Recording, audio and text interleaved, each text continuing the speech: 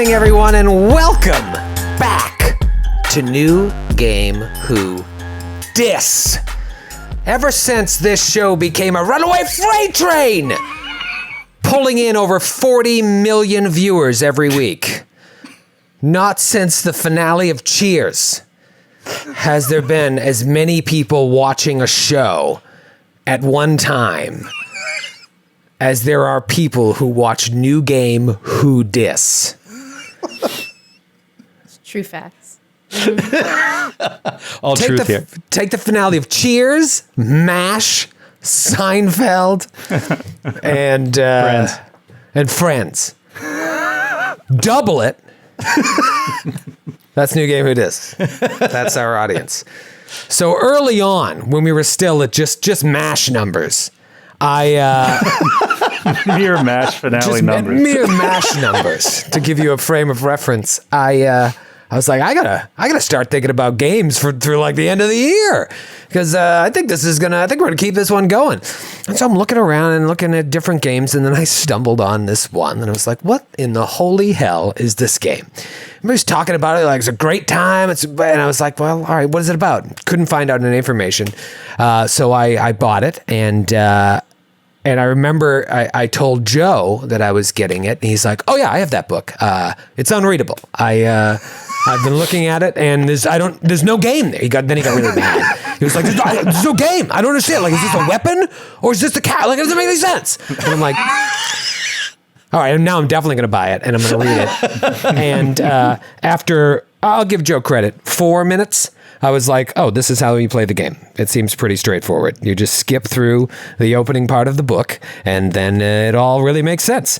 But that's an exaggeration as well, because it is a very, very unique game. And the game I'm speaking of is Mrk Borg. Some would say Mörk Borg. That would be incorrect, but that's fine if you want to call it that. Mrk Borg, I've heard. But while listening to a rendition today, they said Mörk Borg. So that's what we're going to go with, Mrk Borg. This game, I'll read it. It says it's a doom metal album of a game. A spiked flail to the face. Rules light, heavy everything else. And I think that's... That's accurate. Another quote I have here, Mrk Borg is a pitch-black apocalyptic fantasy RPG about lost souls and fools seeking redemption, forgiveness, or the last remaining riches in a bleak and dying world. This RPG, Mrk Borg, it was created by Pelle Nielsen of Occult Orb Master Games. Sorry if I'm butchering any of those names. And Johan Noor of Stockholm Cartel. It's published by Free League, who we've worked with before, under the Free League Workshop sub-label for independently designed games. And by the end of tonight, or certainly by the end of this series, if you don't own this book, I almost guarantee you will go out and buy it, because you can read it in one sitting, and it is an absolute work of dystopian art. Wouldn't you agree? You guys have had some time to look at this, right? Yeah, it's horrifying. It's horrifying. Yeah, it's utterly horrifying. It's gorgeous. It's like, you can't really see with my lighting here, but it looks like a killer hornet. Like, this would, if you saw this in nature, this would be a warning to stay away. Oh my God, that is so funny. It's so funny that you mentioned that. So I sit here, and there's a window directly behind me, behind the computer, behind the camera, right there behind the camera. And there is the couple bumblebees, like, you know, the big fat ones that, like, you're not scared of. They're always flying right outside this window, and they just hover around, like, they're looking at me. I'm always like, is there a nest up there or something, or a hive or whatever. And the other day, I was reading the book, and I was working and stuff, and this one was flying around, and I was just like, I wonder if I could get like a natural reaction out of this bee by just putting this thing in the window. And it totally did. I put it in the window, and it was like, zzz, and like 3 more came down out of nowhere, and they were all just like hovering around outside the thing. Plotting. It was crazy. It was wild. Wow. It is such a vivid like clash of yellow and black that it totally triggered the instincts of the whatever million-eyed bee outside my window. God, you're halfway to a really dark dodo video. This book rocks. I feel like I'm not ever, I don't know, there's so much like gore and like scary stuff and like movies, and it's just so commonplace now that you really have to like go above and beyond to get a reaction, to have a reaction to anything. At least I feel that way. But reading through this, every chart and every table that I would like read through the options of things that can happen to you or just building your character, I was just like, whoever thought of this is so fucked in the head. They're so messed up. Like, why would you think of this and then write it down and then put it in a book and then publish it for other people to have to play, to deal with? But it rocks. It rocks. It really does rock. You know, we've played Cthulhu. We've played, obviously, Delta Green. We've played Vampire the Masquerade. We've been dealing with some horror and some real gritty, dark stuff. This is next level shit, and I'm really excited to dig in. But before we dig in, I wanna introduce our amazing cast, because I mean everybody knows everybody by now, but there might be some people watching us for the first time. So I want to introduce, of course, in addition to myself, two of the other founders of the Glass Cannon Network, Mr. Joe O'Brien and Mr. Skid Maher, and I want to welcome back, more importantly, our two very special guests, Miss Kate Stamas and Sydney Amanuel. Give it up for these two. I can hear the applause in my mind. Of the 40 million people watching. 40 million. You know, when you're playing a heavy metal, grimdark RPG, you need to call in two heavy metal women, and so you were the first call. This is a no-brainer. Kate and Sydney, get me Kate and Sydney on the phone. I yelled to my wife, and she's like, "I don't know what you're talking about." Who are they? And I was like, "I'm sorry. I always assumed we I worked don't take together." orders from you. I am not I threw the Mrk Borg book across the room. You're fired. No, I'm very excited. No, but I agree. Let me explain for a quick second what went down. So my initial reading of Mörk Borg was at a time when I was extremely stressed out, because it was when we ended up doing the Alien RPG. It was because we had to put together a game in about 3 days, with like no notice. And I was like, and I went to Free League because they're awesome, and I know they have a lot of great games. So I was like, let me see what you got. And they sent Mrk Borg, and it doesn't have a table of contents for like where anything is. You have to just open it and start reading it. That's part of the experience. There is, by the way, I find out a table of contents on the last page that it's, and you can see like rules, ability scores, all that stuff. But when you first start off, they start off with lore, which I thought was very interesting. It's just lore for whatever it is, 20 pages or so. And the lore is intense and dark, and every page is so different from the other in format, in the way the text is written, in the way it feels, and even the map it's amazing. I've just never seen anything like it. It's so small, and I just want to carry it around with me everywhere. I just like keep looking at. See Skid's showing off some of the wild stuff, and a lot of these things are just like what Skid just put up there. It's not just like a random collection of words. Like that is a sentence. That's like a paragraph of information. That is just, you have to like sift through.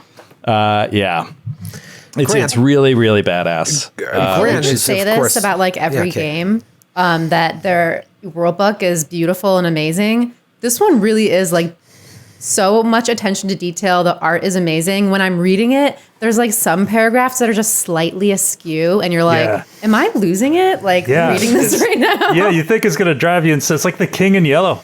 It really is.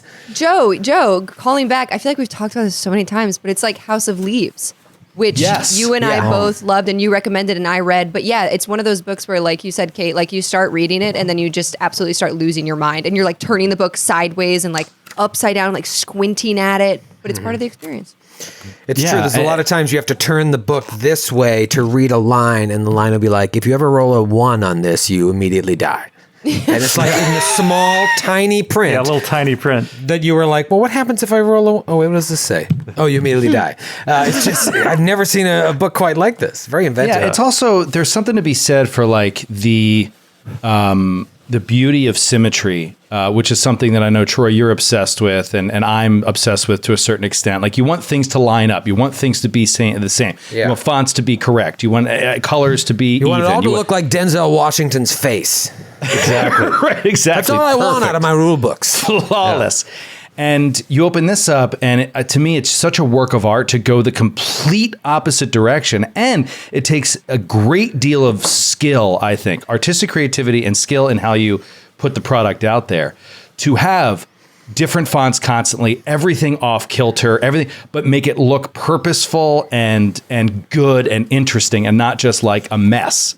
And so, yeah, it's a really impressive work in how they've done it. There is no page that is just a flat out wall of text. It just doesn't exist. Grant, go ahead and put up page 8 here. This is their map of the world. I mean, to call it a map it insults both this actual map and the word map because it is.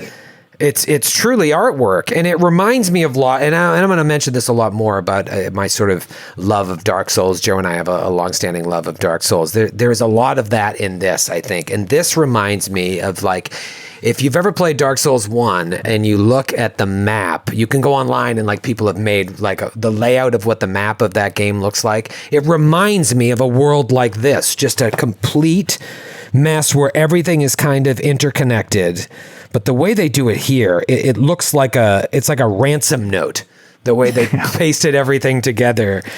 It's really cool, but this is also a game that, from what I understand, and Skid can speak to this even more than I can, this is known as an OSR game, an old school revival game, where it's a type of game that sort of connects you back to old school D&D type games where the rules were just there when you needed to make some decisions. And the rest of the time it was like, let's just start playing. And then the GM just makes calls on the fly. It's all about creating a fantasy together. And when you come up against enemies, it's not like, I hit the enemy. You're going to lose very quickly that way. You're going to die. You've got to like, how can we do this creatively? And then this is up to the GM to set the parameters of that. But this is a game that can slot into any game system. You can play in, I think it's called Valand, Tveland, the world of Mörk Borg, or you can just slot this into your home game. If you're running 5e, if you're running Pathfinder and you need a session, you can just kind of like graft these rules onto your session.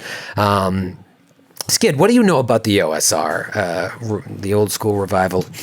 It's something that I've been interested in it for a while. I haven't actually played one because of thinking back to when I was a kid, and I think of like, how did we do some of this stuff?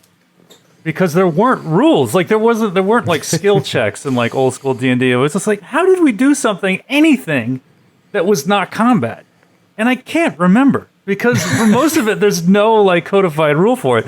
But, you know, I'm really excited about that because what the kind of the goal is to evoke the feeling of those games whilst make it run a little bit smoother and more universal for people, which is definitely something to strive for. It's also, I've heard this game described as everything that your religious parents thought Dungeons and Dragons was back in the 80s.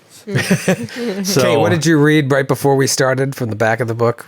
Oh, from the back of the book, it says in small writing, really not suitable for those under 16 years of age. It's hilarious. Yeah, you know, and it's funny because as much as I'm so excited to play it, especially with this group, my God, I have no idea how this game plays. Like I have the scenario prepared, but like even preparing the scenario, it's like what we've learned through playing Blades in the Dark. You've just got to be ready to flow with your group. And so I really don't know how it's going to play. I listened to some other people play and I was like, yeah, I still don't know. I just want to see this happen in real time. And I'm just really excited because we play a ton of games. I don't know if we've quite played a game like this. So it'll be interesting. The rules, there's a little bit of chunk there, but they're very, very easy. It's like, what do you want to do? Okay. I don't really roll any dice. Even when my guys attack, you roll to defend. And then if you miss, you take, depending on what your armor, I don't know, it sounds really, really cool. So the whole rule book is like 70 pages. Right. That's it. The rules itself fit on this last page, this penultimate page here. These are the rules. That's it. And really, you can just kind of make stuff up as you go. But I don't know. It's got a really interesting system, and I think it's just supposed to get you playing. It's just get playing, and if combats seem like they're slogging, there's rules for how to make sure that doesn't happen. It's like if you kill the leader and there's just a bunch of grunts left, you roll to see against their morale score to see if they just surrender or flee, and you're like, all right, let's just get through this. How many times, my God, how many times in Pathfinder sessions have we had situations where it's like, can we just kill these last two guys? And that's partly on us in the way we play, we try to stay pure to the end of the combat, because you never know if one of them's gonna crit and get you. But with this, it's like, just keep it moving. Let's tell a story together and see what happens. Before we jump in, Joe, we got some, as usual, we're still batting 1,000 on giveaways. What do we got? Yeah, thanks to Free League for offering to coordinate a giveaway for this for Mrk Borg, so that you guys can check it out as well. We'll go through character creation tonight. I am so freaking excited for this. I can't even tell you. I have no preconceived notions of what's going to happen or how it's going to go down, but the system itself looks incredible, even from the start of character creation. So I'm excited to see it. And if you like it, you should go out and buy it. But if you can't, maybe you can get a free copy from us. So Free League is going to mail a hardcover copy to somebody tonight. If you enter the giveaway, we'll also give away 3 additional digital copies to winners of the giveaway tonight. So Brennan, go ahead and drop that link in chat. Go ahead and check the chat, and you'll see a link drop for how to go enter that giveaway. Put in your info there, and then we'll probably email you later tonight or tomorrow and let you know if we got it. And Lincoln. That's good. And as far as the physical copies go, it is limited to the U.S., Canada, and and Europe. So sorry, Australia, but still enter anyway, because you can win those digital copies. So thank you to Free League, and thank you to the game's creators for making this incredible game that we can all share. My children were sick a couple weeks ago. They're better now, thankfully. Oh, First good. time they were sick. But the little guy, Dash, we've got to like re-sleep train him, because when he was sick, it was like, all bets are off. Come on, let's pick you up again. So now we're doing the re-sleep training for a couple days. And so my wife's downstairs with him, and we can't turn the central air on. So I'm just like a fucking Southern lawyer all night. Well, as you can see, Mr. Judge. Troy, I feel your pain. Your though. honor. I haven't put in my AC unit yet, and it is getting balmy in New York City. Like Yeah, the it was the first hot constant- day. It was like 70 degrees all day, and I'm dying in my apartment. So you know what? It's going to be like true heavy metal. I'm going to sweat all my makeup off throughout this stream, so no one's saying shit if that We're going happens. to be at a club. That's You'll look metal. great, though. You'll have Oh, the thank you. Yeah, running no, you're right. mascara. It'll I'll look look cool. like a corpse that got thrown on the sun. I'll recycle this joke. Joe put on some makeup after he saw how great Kate and Sydney and Skid looked. And I said he looks like Ozzy Osbourne gave up heroin and started mainlining russet potatoes. I like that joke enough to reuse it. So anyways. It's a quality joke. It's a quality joke. I know you guys. I'm glad you guys enjoyed it, but now there's a couple of them like, that was good. That was a good try. I could share it with the world. It's out there. All Now 40 they can't- million of the world. Now, if I see that on Jimmy Fallon, I'm going to know. Where they took it from. Right. Because everybody's talking about Joe O'Brien on late night TV. Right. Thank you, You Grant. know what, Grant? That's really not necessary, dude. Grant, how you doing back there, buddy? We saw you flexing your shoulder, showing off your guns. Oh yeah, look you at this. feeling good? Look at that action. That's great. I can show off my pit look at stand now. that. That is Yeah. Troy, if you modern would, medicine at work. if you would, I'd really like to just very quickly read a psalm from page 17. Oh, dear. Oh, Are you ready? We're reading from the book of Mörk It's on Borg. screen Are right we now at for church? everyone. Psalm 5. The lake and brook shall blacken and the water become tar. The trees shall wither, shrivel, and die. And birds shall fall dead from the sky. In one night all those not yet of 7 years and 7 days shall pass, born and unborn. And dawn shall give them life as eaters of men. Are you kidding me? This game is just full of all the beautiful Catholic scariness I was brought up with. And there's a page of like fucked up psalms that were read at like right in Ghostbusters as they were driving across the bridge. Anyway, it's a dream come so true. I can't those wait to see you guys play psalms, it. those psalms are a mechanical part of the game. Yes. Because the Grant world just spoiled is, the game. Yeah. Game over. We'll see you next the week. world is dying. We're in a pre-apocalyptic world, and it's going downhill. And you roll randomly to see if the apocalypse advances, and the psalms represent a table, and so you roll on which verse comes true on that day. Right. crazy. It's called the Yeah. Calendar of Necrubel. Right. And these are all miseries. And so Yes. every time, if we were running a long-term campaign, which I can't even fathom how anyone would do this, the game master rolls a die each dawn. So every day you roll a die to see which misery will come. And the seventh Well, misery. you roll to see if there is one. You roll first. You see if there's, but it's so funny. It's like, when will all this agony end? And you, as a group, decide what die to roll: a D100, a D20, a D10, a D6, a D2. And so you just say, you know what? Maybe the end will be in a cruel month. So you have a month until the end of the world, and then you roll for these miseries. And the seventh misery means the world finally dies. The seventh seal is broken for the seventh and final time. The game and your lives end here. Burn the book. Burn the book. Burn the Tell you book. to burn Yeah. the book. It's amazing. It's amazing. And yeah, we should also say that these psalms are rooted in the lore of the world, obviously, and and this is the first thing you read, is all the psalms are 100% true. Like there's no There's doubt no deviation. to There's the no prophecy. chance. Yeah, There's that no this prophecy will chance come the true. world will not die, and it's going to happen. It's been proven for the reasons they give in the book. It's just a really cool, very different fucking game. It's awesome. Yeah.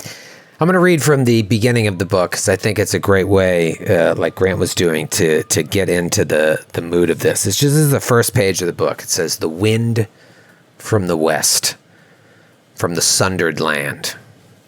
Rot rides it, and the stench of blood. Cursed walker, will you travel there? To the valley of the unfortunate undead? Our young ones are taken by the child thief Turgol, known for his vile crimes of alchemy and flesh. Distances shift, paths between places warp, as if this pale, lightless world possessed a will and bitter life, its mercy curdled to wrath over too long ago. Who are you?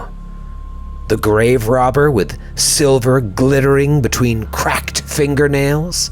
The mystic who would bend the world's miserable heart away from its inevitable end?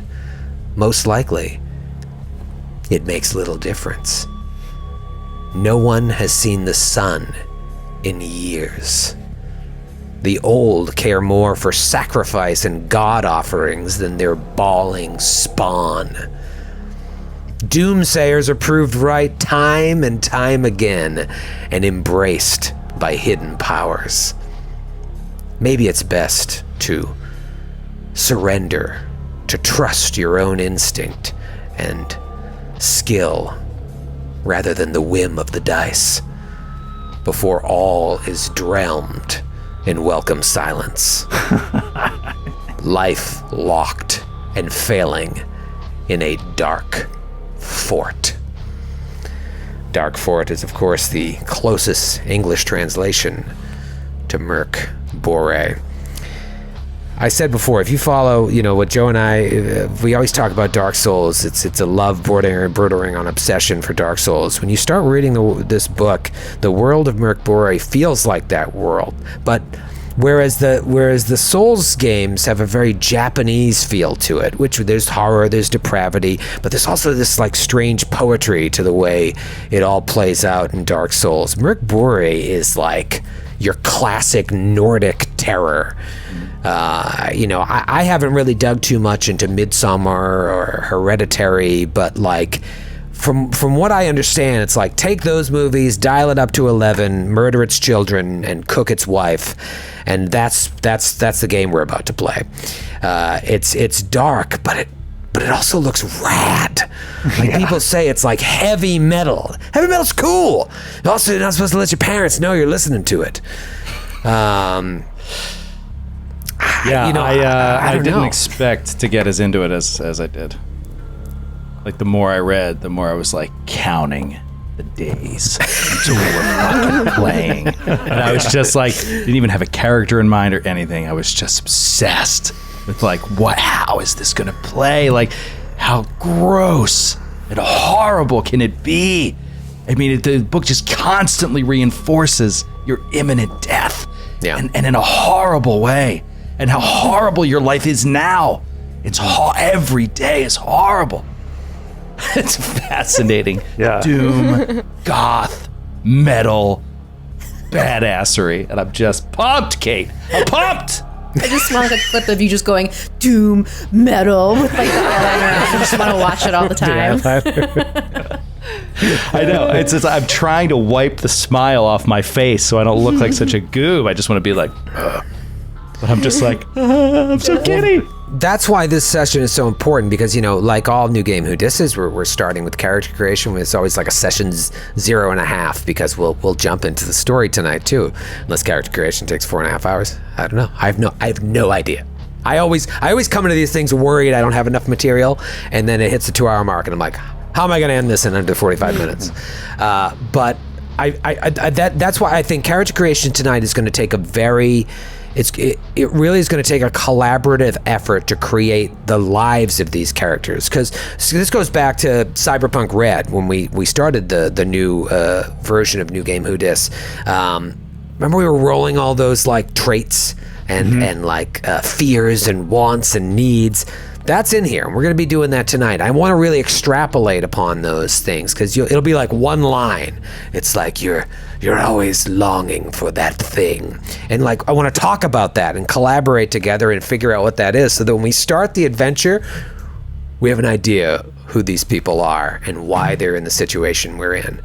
But as Skid pointed out before we started recording tonight, whatever character he comes up with, it looks like this. Yeah, or whatever. It's going to have this beard. This is a false beard for anyone who hasn't shown up to our screens before. This is not my real beard. I actually look almost exactly like my American history teacher at community college. Dad Morgan. Did his mouth also not move when he talked? Because it's terrifying. This is the thing you gotta remember about the Sand Creek Massacre. Try to put yourself in the shoes of those men and women facing those Union guns. Dad Morgan. That is amazing. It's very unsettling. The mouth barely moves. It really is. The mouth so is the worst scary. thing. I'm like, hello.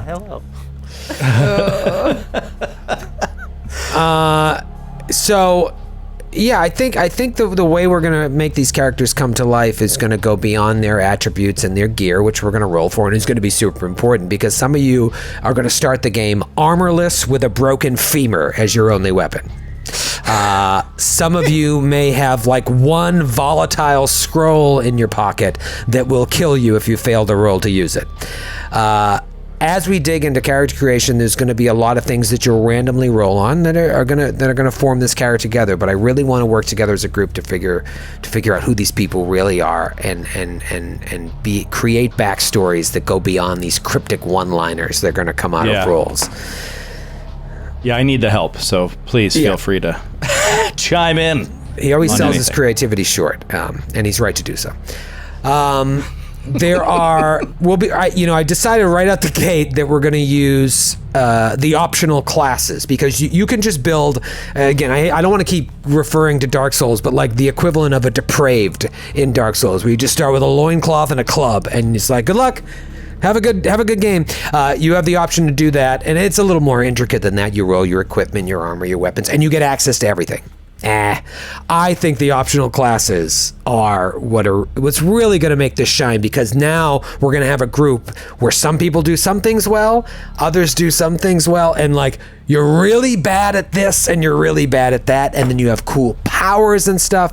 You don't get that out of the basic game. The book itself comes with 6 core classes, and then there are 4 more from the website. I'm throwing them in tonight.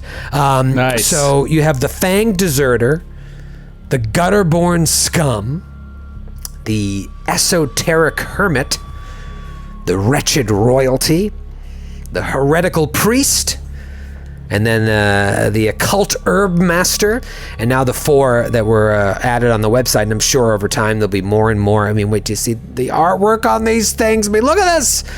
The Sacrilegious Songbird, the Dead God's Prophet, Ooh. the Pale One, who actually does appear in this book, but in a different way, and your classic cursed Skinwalker. Now, up until like this afternoon, when I was putting the finishes touches on thinking about this session, I was like, I'm gonna have them roll randomly on everything because I think it'll be more fun. I think it'd be even more fun actually to allow you the choice, at least for this section. You can either choose your class or roll for your class. However, there are some stipulations. If you're gonna roll, you roll before people choose. So if you roll one, somebody can't choose the one you roll. It's taken. Encourages you to roll. And then, of course, the second one I hinted at, nobody can be the same class.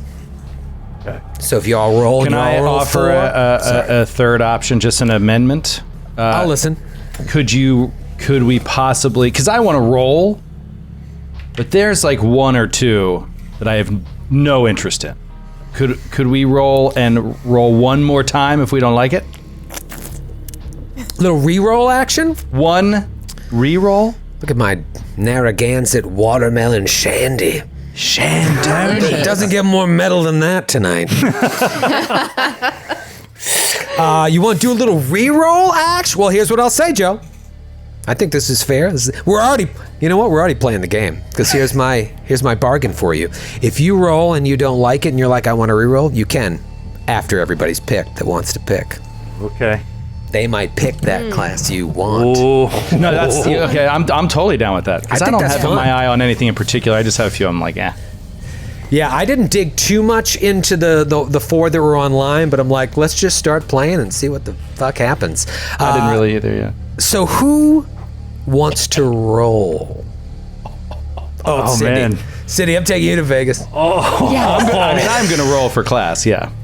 Okay. I'm gonna feel it out. I'm gonna see what happens. Oh, you're gonna see what we roll first, and then be Yeah. like, actually, I want to pick. well, it's a I think I picker. want to pick, but if you guys roll what I want, then I'll just roll. Then I you'll don't just want to roll. pick. I definitely want Hey, to roll. give me You the wanna roll, high okay. sign if I roll what you want, and I'll just roll again because I I actually don't know what that is, but I'll try. That's Okay, this is like hearts. No Nice. kibitzing.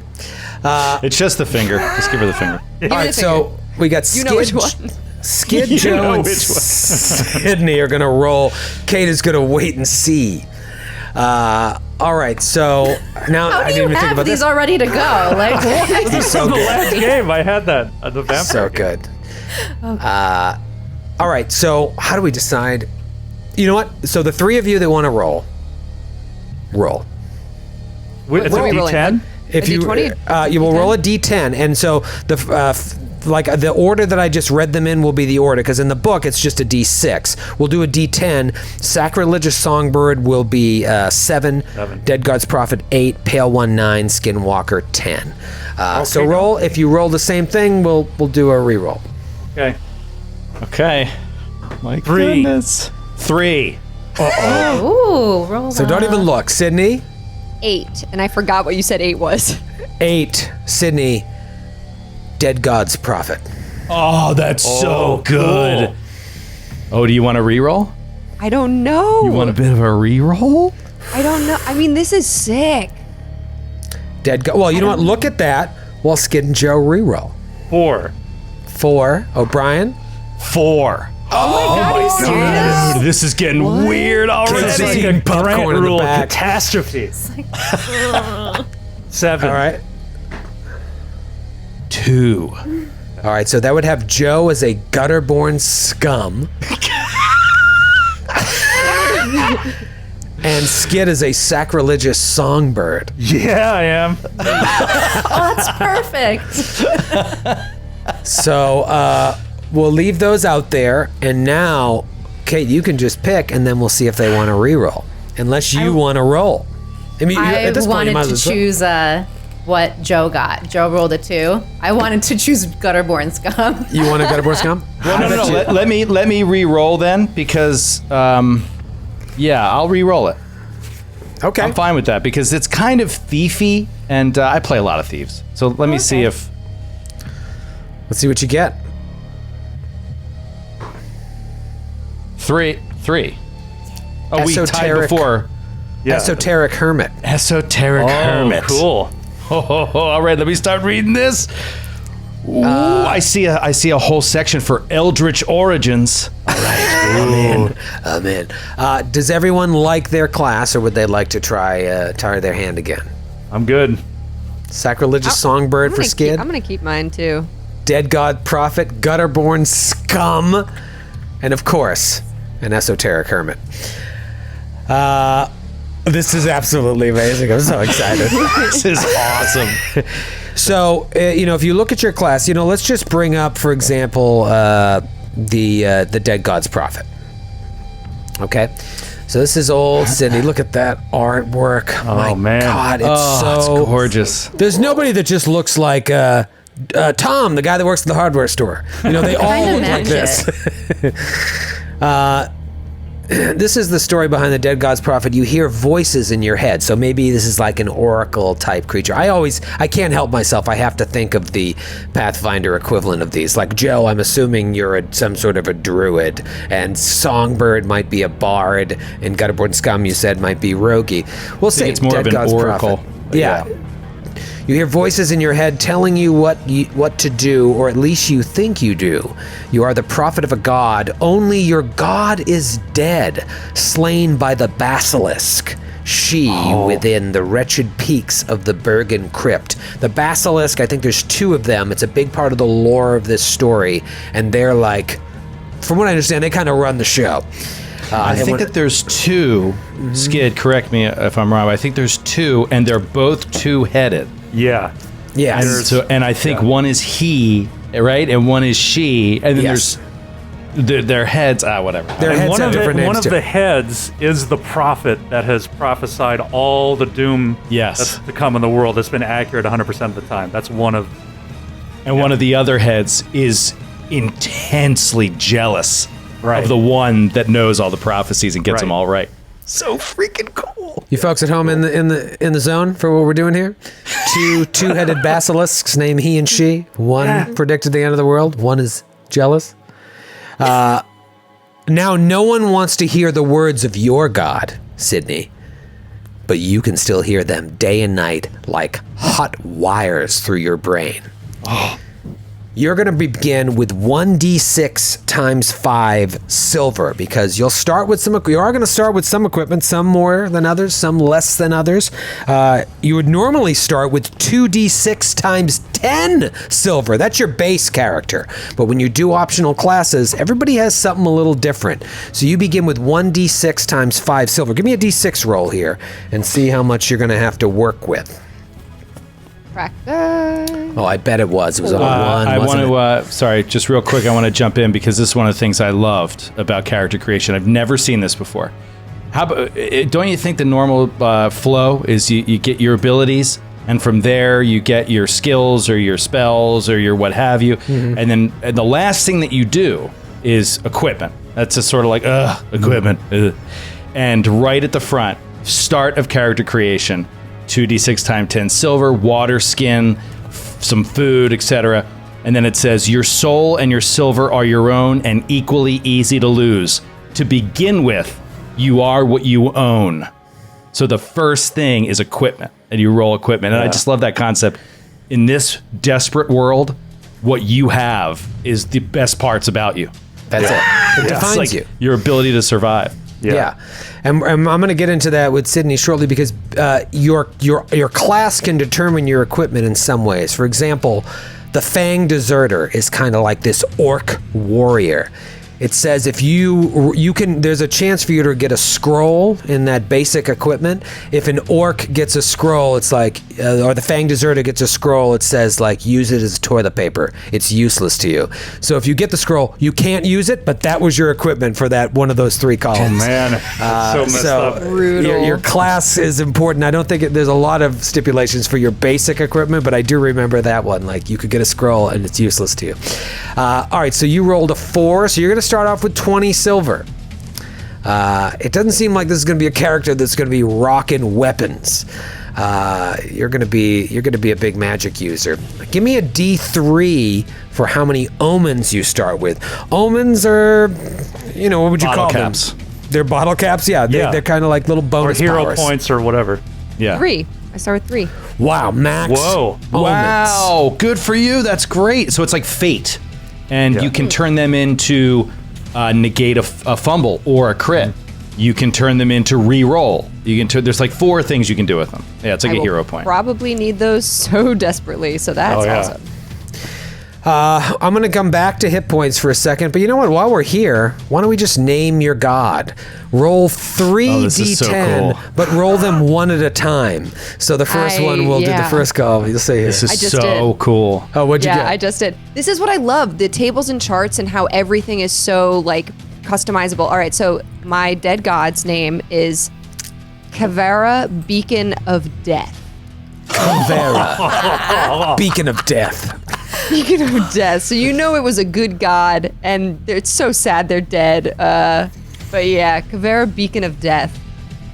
Oof. Oh, It sounds like a Slayer song already. Like right off Yeah. the bat. Yeah. Come here, beacon of death.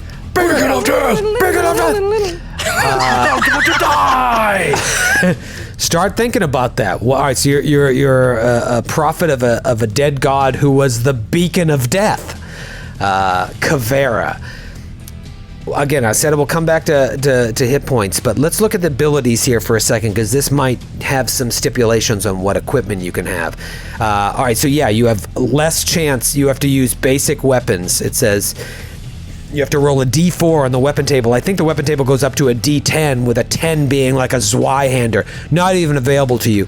You're only going to get your choice of the first 4 weapons, which is like a dag, a femur, a dag.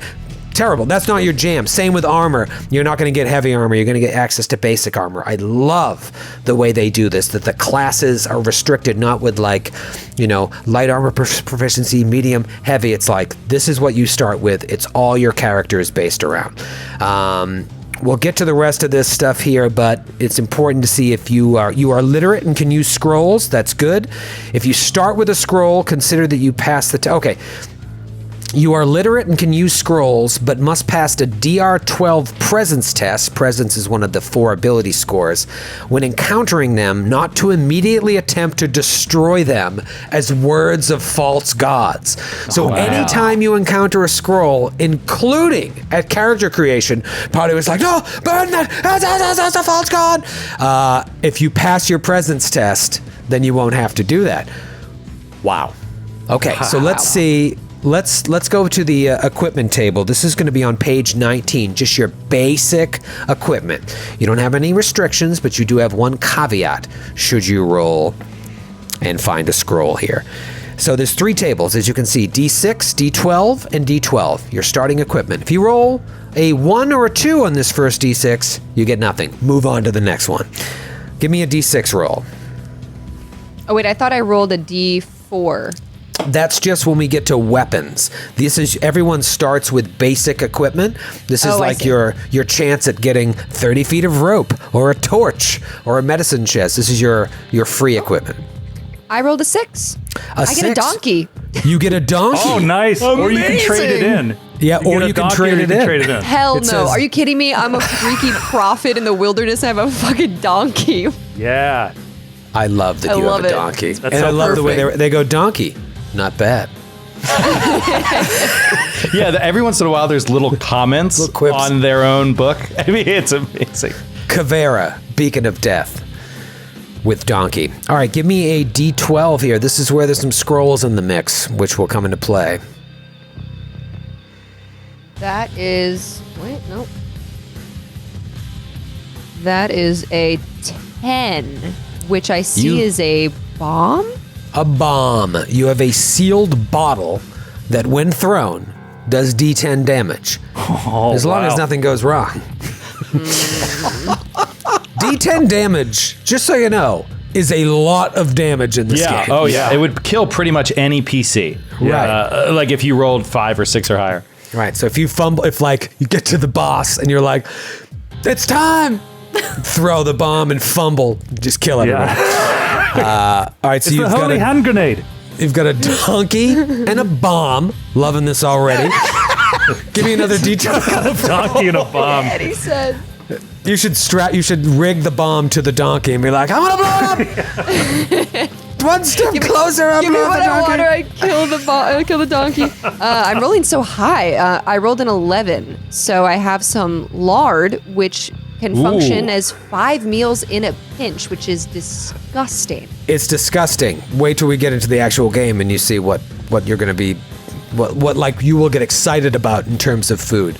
Lard is huge because giving you 5 meals in a pinch, the way resting works in this game, it's kind of loosey-goosey. Basically, after an encounter, you can take a short rest. The equivalent of like a D&D 5e short rest, where you can drink some water and recover D4 hit points. You can't just keep spamming that. You're just like, I take a quick rest, D4. If you want to rest overnight, you recover D6 hit points, but you have to have access to food. And like, you track food in this game. You're not like, eat my rations. You have to buy food. So with your starting goal, you don't have to worry about it, but your friends might. You've got 5 meals that you can share with your companions. You can hoard for yourself. You're going to need those because if you don't have food, not only do you not regain D6 hit points, you start losing D4 per day. And I think if you're infected, which will inevitably happen, you don't regain any hit points until you're cured. So, just to recap, Great. Donkey, Bomb, and Lard. I'm having so much fun. It's I'm so having a great time. incredible. Like, I was so looking forward to this, and it's delivering. This is amazing. Let's jump Or over. I guess that wasn't metal enough. It should be like, I'm having so much fun. Okay, there you go. She's a bass.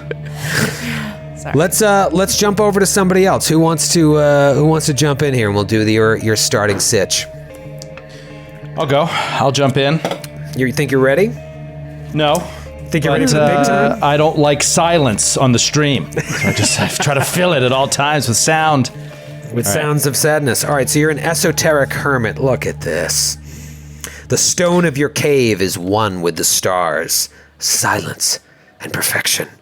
Now the chaos of a fallen world disturbs your rituals, and the call, C-A-U-L, of night grows blacker than your cavern's gloom.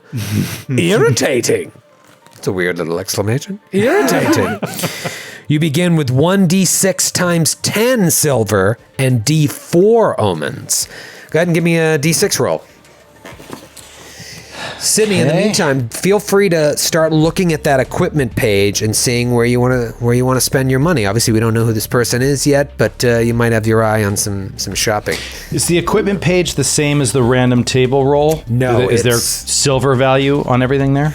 It's a little bit different. It's on page 25. There are, okay. I think everything that's on the random table is there, but it has a price.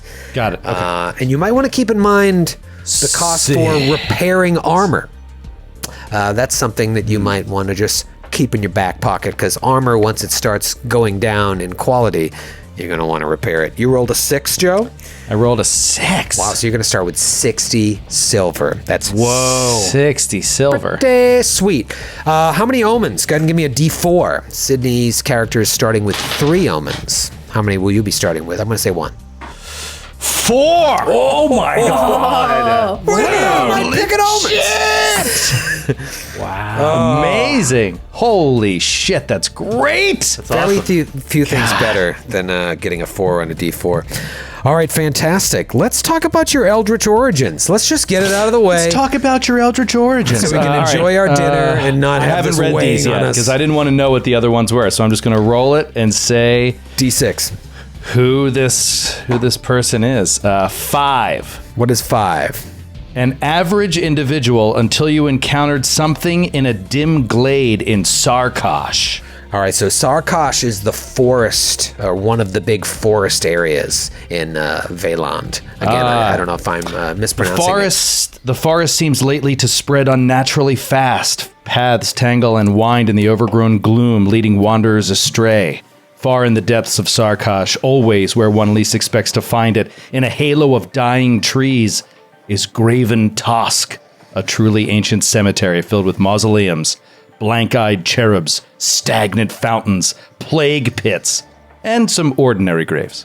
Yeah, This is Sarkosh awesome. So maybe he great. encountered something in this cemetery in Graven Tosk, while in Sarkosh. That's awesome. I like this idea that he was just an average guy that was pulled into this. Still trying to survive like everybody else. Maybe he wandered into a graveyard, saw something he's never seen before, and it has and then changed it put him. him in And he a ran away from cave. society. Yeah. Yeah, he was basically like, I need to relocate to a cave just to understand this better. It would be best if I just went to a cave. I think we can all agree the cave is best.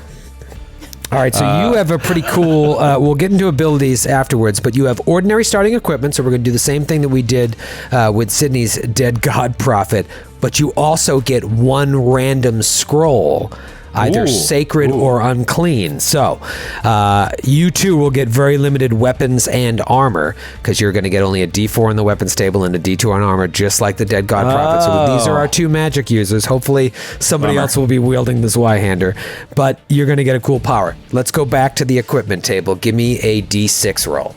Okay. I'm having more fun than I've had in 25 years. Yeah, this is awesome. 2. Nothing. Oh no. Maybe you had a donkey, but you had to eat it.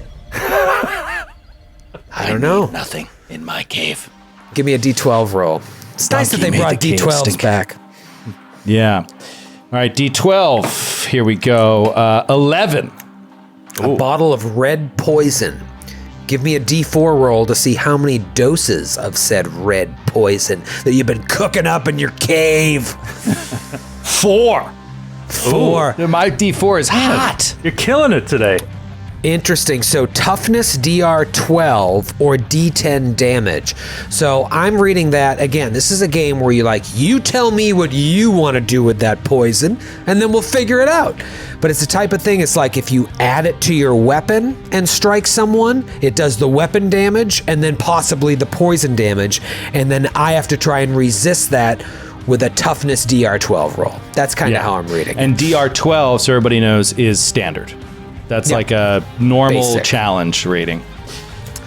All right. Very, very cool. DR12, that's as normal as they come. Give me one more D12 roll. 3.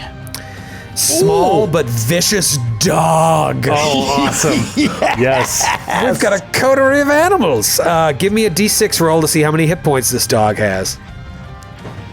4. All right, so you rolled a 4? 4. All right, so you get 6 hit points because it's a D6 plus 2. So this small but vicious dog has 6 hit points. It has a bite attack for D4 damage, and it only obeys you. I have an animal companion. This is amazing. We can already picture this guy. Encountered something weird at a graveyard in a forest, ran away into a cave, Immediately killed his donkey. killed his donkey, found a dog, became best friends, and he's just sitting there making fucking poisons. Yes. Why? Who is he trying to kill? Himself. While we're here, let's find out what your random scroll is. Real quick. It's a horrible world. Why? And it's all going to end. Why would you want to go on?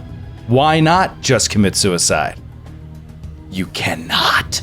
I mean, you can. Well, you shouldn't. You're not supposed to. But it's basically like, there's this it's in this intense belief that it is, what would happen to you in the afterlife is so much more horrific if you do that. It's really well thought out. You have to meet the apocalypse with open eyes and open arms. Yes. To be able to go to the good place afterwards.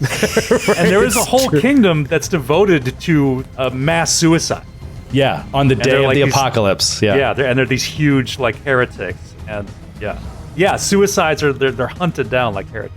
The kingdom that is dedicated to the suicide is like the beacon of light in the world. Right. It's like the quote unquote nicest kingdom. Right. Unbelievable. Maybe I should join that suicide kingdom. I have the good buffets. Give me a D2 page roll. 34.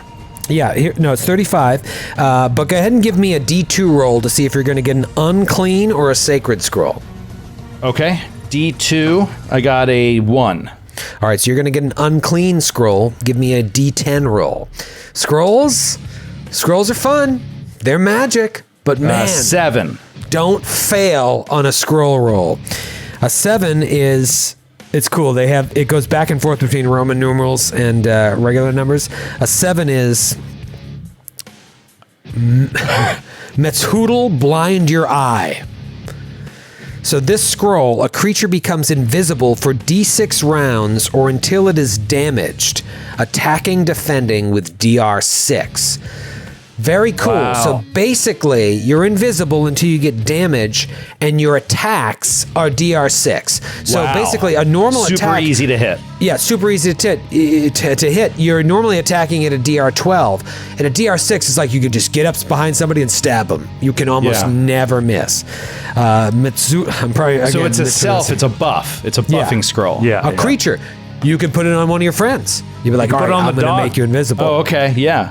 Metshoodle, blind your eye. I want to see who that name is. That's yeah. I That's mean, probably- might be funny if it was Sydney's character's dead god. Anyways, I don't think it's let's- mentioned again. I don't think the name is mentioned again. Interesting. Yeah. Okay. The lore extends on the website. They've added so much stuff, and this random dungeon generators, random character. The website's great. Be sure to check it out. Let's talk about Kate's Gutterborn Scum for a second. I think we need to. I think it's past time. I think it's that time.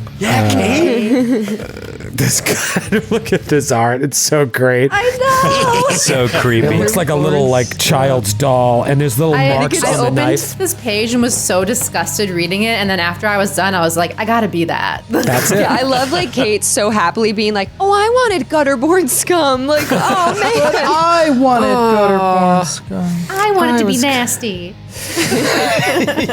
Gutterborn Scum, this horrifying doll. An ill star smiled upon your birth.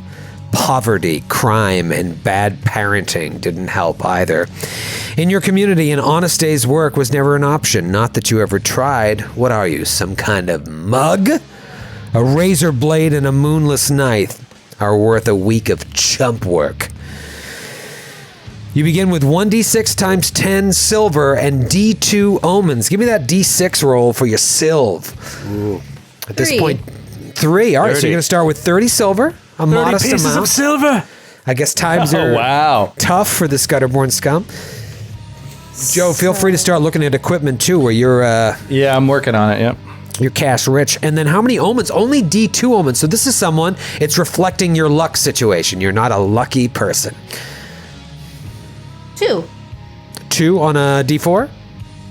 I Or got. 2. I did a D4. I figured odds and evens. Okay, all right. So you got 2 omens. You guys are all maxing out on your ohms. All I'm right. gonna need it. Let's see. So you're small. You get a very low strength, but you're stealthy, so your presence and your agility are going to be high. We'll get to those. Roll a d6 on the weapon table, so slightly better than what the Dead God Prophet and the Esoteric Hermit are going to get, but still only a d2 on the armor table. So this is, right now, a very armor-low party. You might want to think about that when you start shopping. You also begin with a specialty. We'll get to that. Let's talk about your bad birth. Gutterborn Scums aren't just made. They're not bought and sold. They come because of something happened on the way up. Give me a d6 roll. Okay. These are very dark. I will warn everyone watching. 6. 6. Okay, this wasn't as bad. Educated by outlaws in a hovel south of Allianz, which I'm assuming, if we go back to the map, is a section somewhere. I think that's the Good Kingdom, right? Yeah, it's the northernmost part of Valand here. Where these spires are no. poking up. It's not the Good Kingdom. Oh, it's there. That place is scary. I remember reading about it. It's like an ice place, isn't it? Yes. Oh yeah, it's the Ice Queen. It's the Ice Queen's realm. Oh, the Ice Queen. Oh, it's so cool. So you were raised and educated by outlaws in a hovel just south of that area. So think about that. Like, what were these outlaws doing? Were your real parents, maybe they were part of the Ice Queen's kingdom and they just threw you out because you were born under a cursed day? Let me say this real quick about the Ice Queen. So skipping ahead, she cries out for color or warmth. She drains the world of both with every glance, touch, and breath. Those who bring her vibrant life are promised great rewards. All fear to do so. Excuses are made, explanations found. The feelings of the Countess are fragile. Her powers absolute. Court life entails gray opulence, excitement, and fear. So cool. So you were born under that shadow. Good luck with all that. She sounds really cool. Yeah, she hungers and thirsts for vibrancy in life, but she can't reflect it. Like, she can only devour it and consume it. It's never enough. There's no joy in Mudville. Yeah. All right, let's talk about basic equipment. Give me a D6 roll. Basic equipment. Will you end up with nothing? 4. Like your 4. Okay, no. So you have a sack for a sack. 10 normal-sized items. That's great. That's great. You are limited about how much you can carry by your strength, and if you carry too much, it affects your basic strength and agility rolls. So having a sack, at least you have a place to put things. Otherwise, if you're saying, "Oh, I have a torch and I have this and I have that," I'm gonna be like, "Well, what are you putting in it? Did you buy a bath pack for 10 silver? Well, then you're shit out of luck. You better ask your friend who's got a sack if they can put some of your stuff in there. Give me a D12 roll. 12. If we had 2 6 donkeys, again. I don't know what Or I'd do. Yeah. Oh, you have a sharp needle. Ooh, yay. Ooh. Doesn't give you any damage dice for it. All you have is a sharp needle. Why? Cool. Another D12 roll. 3. Another Oh. small but vicious dog. Feel free to re-roll it unless wow. you'd like this to be an all-animal party. This is wild. Should up we to both you. have dogs? You can both have dogs. Can't I mean, hurt it's to have a whatever you couple want. of dogs. I don't know. I say shake it up, but we could. I almost love the post-apocalyptic Noah's Ark that we're doing. Right. That's right. We must will save take these them 2 by creatures. 2. What do you think? It's up to you. You want to mix it up?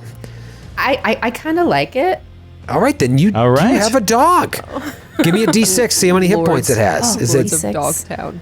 5. Nice. 5? All right, so you get 7. That dog's got 7 hit points. Also has a bite with a D4 damage and only obeys you. All 3 of you, since you're pet owners, be thinking of not only your character's name, but your animal companion's name. Donkey and 2 dogs. Wonder how many of them are going to survive this series.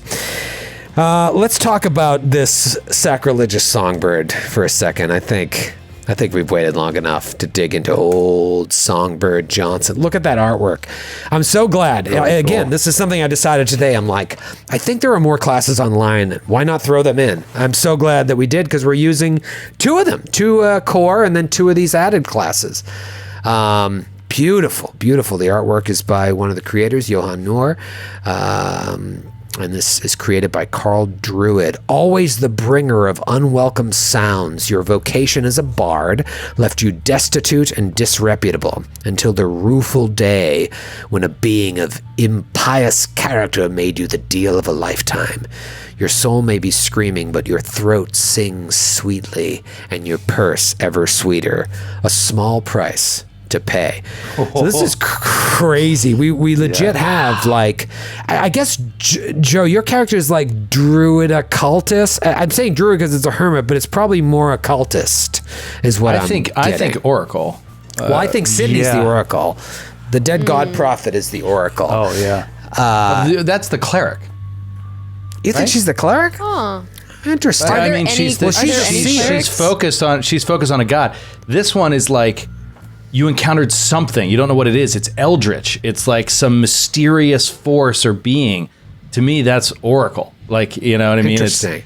Druid is Well, nature.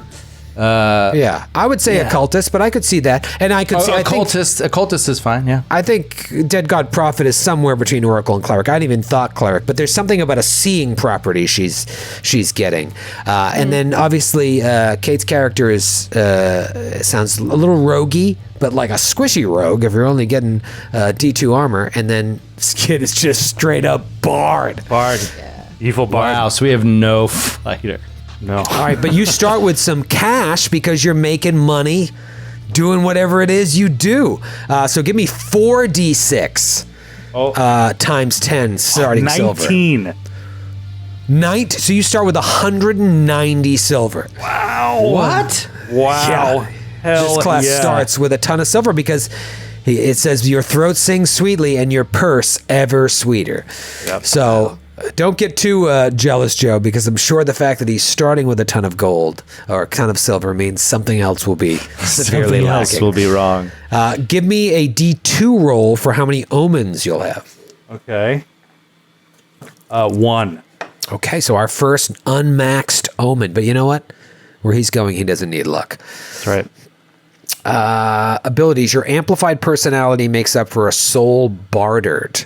It's interesting. This is definitely beyond bard and it's getting into a religious realm. You got your presence. A hard life has lived, has you set for an early grave, so you're not very tough. You're going to have very low HP. You get to roll D6 on the weapon table, just like the Gutterborn scum. So again, no one's going to have access to heavy weapons unless you use your silver to buy them. But unlike everybody else here, you get to at least up to a D3 on the armor table. Now, mind you, that doesn't mean he's going to get the best armor, because you can still roll a 1 on a D3. But he gets the best chance at it. You carry an aura of unnatural charm everywhere you go, capable of unsettling foes and calming friends. Spend a use of your daily powers to add or subtract D6 to any morale check. Oh, cool. Interesting. So again, I touched upon morale earlier. It has to do with like when you just get to a point where you don't quite know what your enemy is going to do, or you've killed the leader or killed more than half of them. I roll a morale check to see what they do. Do they keep fighting? They flee? Do they surrender? The bard can kind of step in and be like, this is not the party you're looking for. Mm-hmm. We'll get to your gifts later. Let's go right to your equipment. Give me a D6 roll. Okay. 1. Nothing. Me and Nothing. you, buddy. But Nothing. you know what? It's because you're rich. Give me a D12 I have an roll. idea already, like why he is this way. Yeah. I'm sure you do, and I'm sure we will sell it someday. D12. 6. We got a on the 6. D12. Another sharp needle. Feel free to reroll Ow. if you were like, what am I going to do with that needle? I actually would like to reroll. Okay. Anytime we got a double here, you get the option. 10. 10. A bomb. You can take the bomb, or you can reroll, because we already have a bomb. The bomb is great. Reroll. Bomb is great, don't get me wrong. 10 again. 10 again. It's a lot of bombs. Can't say bomb in a podcast. 6. 6. Another sharp needle. Skid. God damn it. Get another D12 there. 2. 2. All right. Oh, presence plus 4 number of torches. So when we get into ability scores later, your mere presence will determine how many torches you start out with. And torches are important because you're going to encounter there's not really dark vision here. It's just like, if shit's dark, you can't see anything. You can't do anything. Now, it might be like you hear somebody attacking you, and if you want to go attack them, I'm going to be like, all right, that's going to be DR 16 to attack them because it's dark. So having some torches is going to help. Give me another D12 roll for your last bit of starting equip. 5. 5. Exquisite perfume. Worth 25 silver. I will say, if you want, you can sell that at character creation and add 25 silver to your purchases that you can do. Okay. Or save it and make it part of the story. It's up to you. Probably going to hang on to that. It's your donkey. Probably. Okay. All right. Great. We've got to start thinking now. You don't have a ton here. You don't have a ton, but a little more than you probably thought you would just going through basics and equipment. We're going to go right to weapons right now. I believe, correct me if I'm wrong, Sydney, Joe. Wait, what about my deal with Struck? Like how I came across my bardic powers. Did I skip that? I'm sorry. Where is my sacrilegious songbird? There it is. And then I have an instrument. I'm sorry. Please, yes. Give me a D6. We'll do the abilities later, but how was this deal struck? 4. Dreaming in a disremembered ditch. What happened? What happened to you? I think Why I were know. you in that ditch? Why were you in think I that know. ditch? And why can't you remember? And now I roll for my instrument. I was Is gifted that- one accursed instrument. Where is that? Is that your... Oh, that's your ability. All right, yeah. You know what? Let's go through abilities here. Let's get them done. Yeah. So you got a 1 through 6 here, and they're all awful. Loot of the acute brute. Oh, this is good. Oh, this is actually awesome. When This might be the best strummed, the sound of this axe-shaped D8 damage instrument makes the strength and presence score of anyone hearing it swap scores for the next D6 days. Repeated listening has no effect. That's crazy because, like, For this you've party, gotta- that's amazing. you've got to work with this team to figure out like who that's going to help and who that's going to hurt, because that's going to affect the enemy, but like your team has to know, like, plug up. There might be two of you who's like, I can't do that, would be very bad for me based on this situation, to swap strength. No, and I think it would be presence good scores. for all of us, probably. This I'm not is sure what everybody's presence is, but definitely Sid and I. Yeah, we haven't gotten to the ability scores yet, but all right, loot of the acute. Well, I'm sorry, brute. actually, I'm sorry. I'm thinking about this all wrong. All I'm thinking about is like the sword fight. I'm not thinking about like we need our presence, you know what I mean, to do our powers and stuff like that. So Right. that's interesting. Okay. It's very cool though, but like if you see a party come in that like looks super strong and you play that, they're going to become probably very weak if they're not magically inclined. That's cool. Sydney, let's jump back to you for the Dead God Prophet. Let's get your ability out of the way. You start with 2 gifts from your dead god. Give me 2 D8 rolls. Yes, I rolled them, and I got a 6. My body a vessel. My god may be dead, but what is death to a god? Once a day, I allow the ghost of my dead god to enter my flesh and reveal a truth. AKA, I can ask you, Troy, a yes or no question. You have to answer truthfully, and then my god leaves me, leaving me weak and frail. The god departs, leaving you weakened and frail. Yeah. I wonder how that affects you. And then the second one, which I love, I rolled a 3, and it's called Smell of Decay. Not only is your god dead, but their odor of decay pervades you. Tests to defend against attacks have a +2 bonus due to the gut-wrenching stench. So I just smell like shit. I smell horrible. Wow. So if an enemy is trying to defend against you, it's harder for them because you smell so bad. Yeah. Or it sounds like it's the other way around. To defend against attacks, I have a +2 bonus. Right, okay, that's right. So if someone goes to attack you, your defense gets a +2. That's great. So you basically, a normal attack is DR10 instead of DR12. That is fantastic. Too bad nobody has any exquisite perfume to counter that odor. When you got that, I was like, maybe don't sell it. Maybe I'm holding on to this for sure. Gutterborn Scum, let's talk about your ability here. You Gutterborn Scum. You start with 1 specialty. Give me a D6 roll.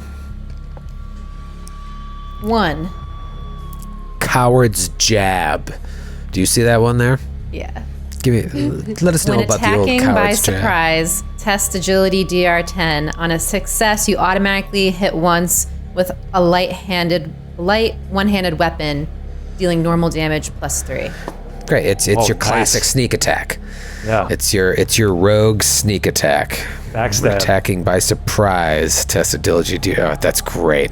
Coward's Jab. But they can't even make that sound nice. Coward's Jab.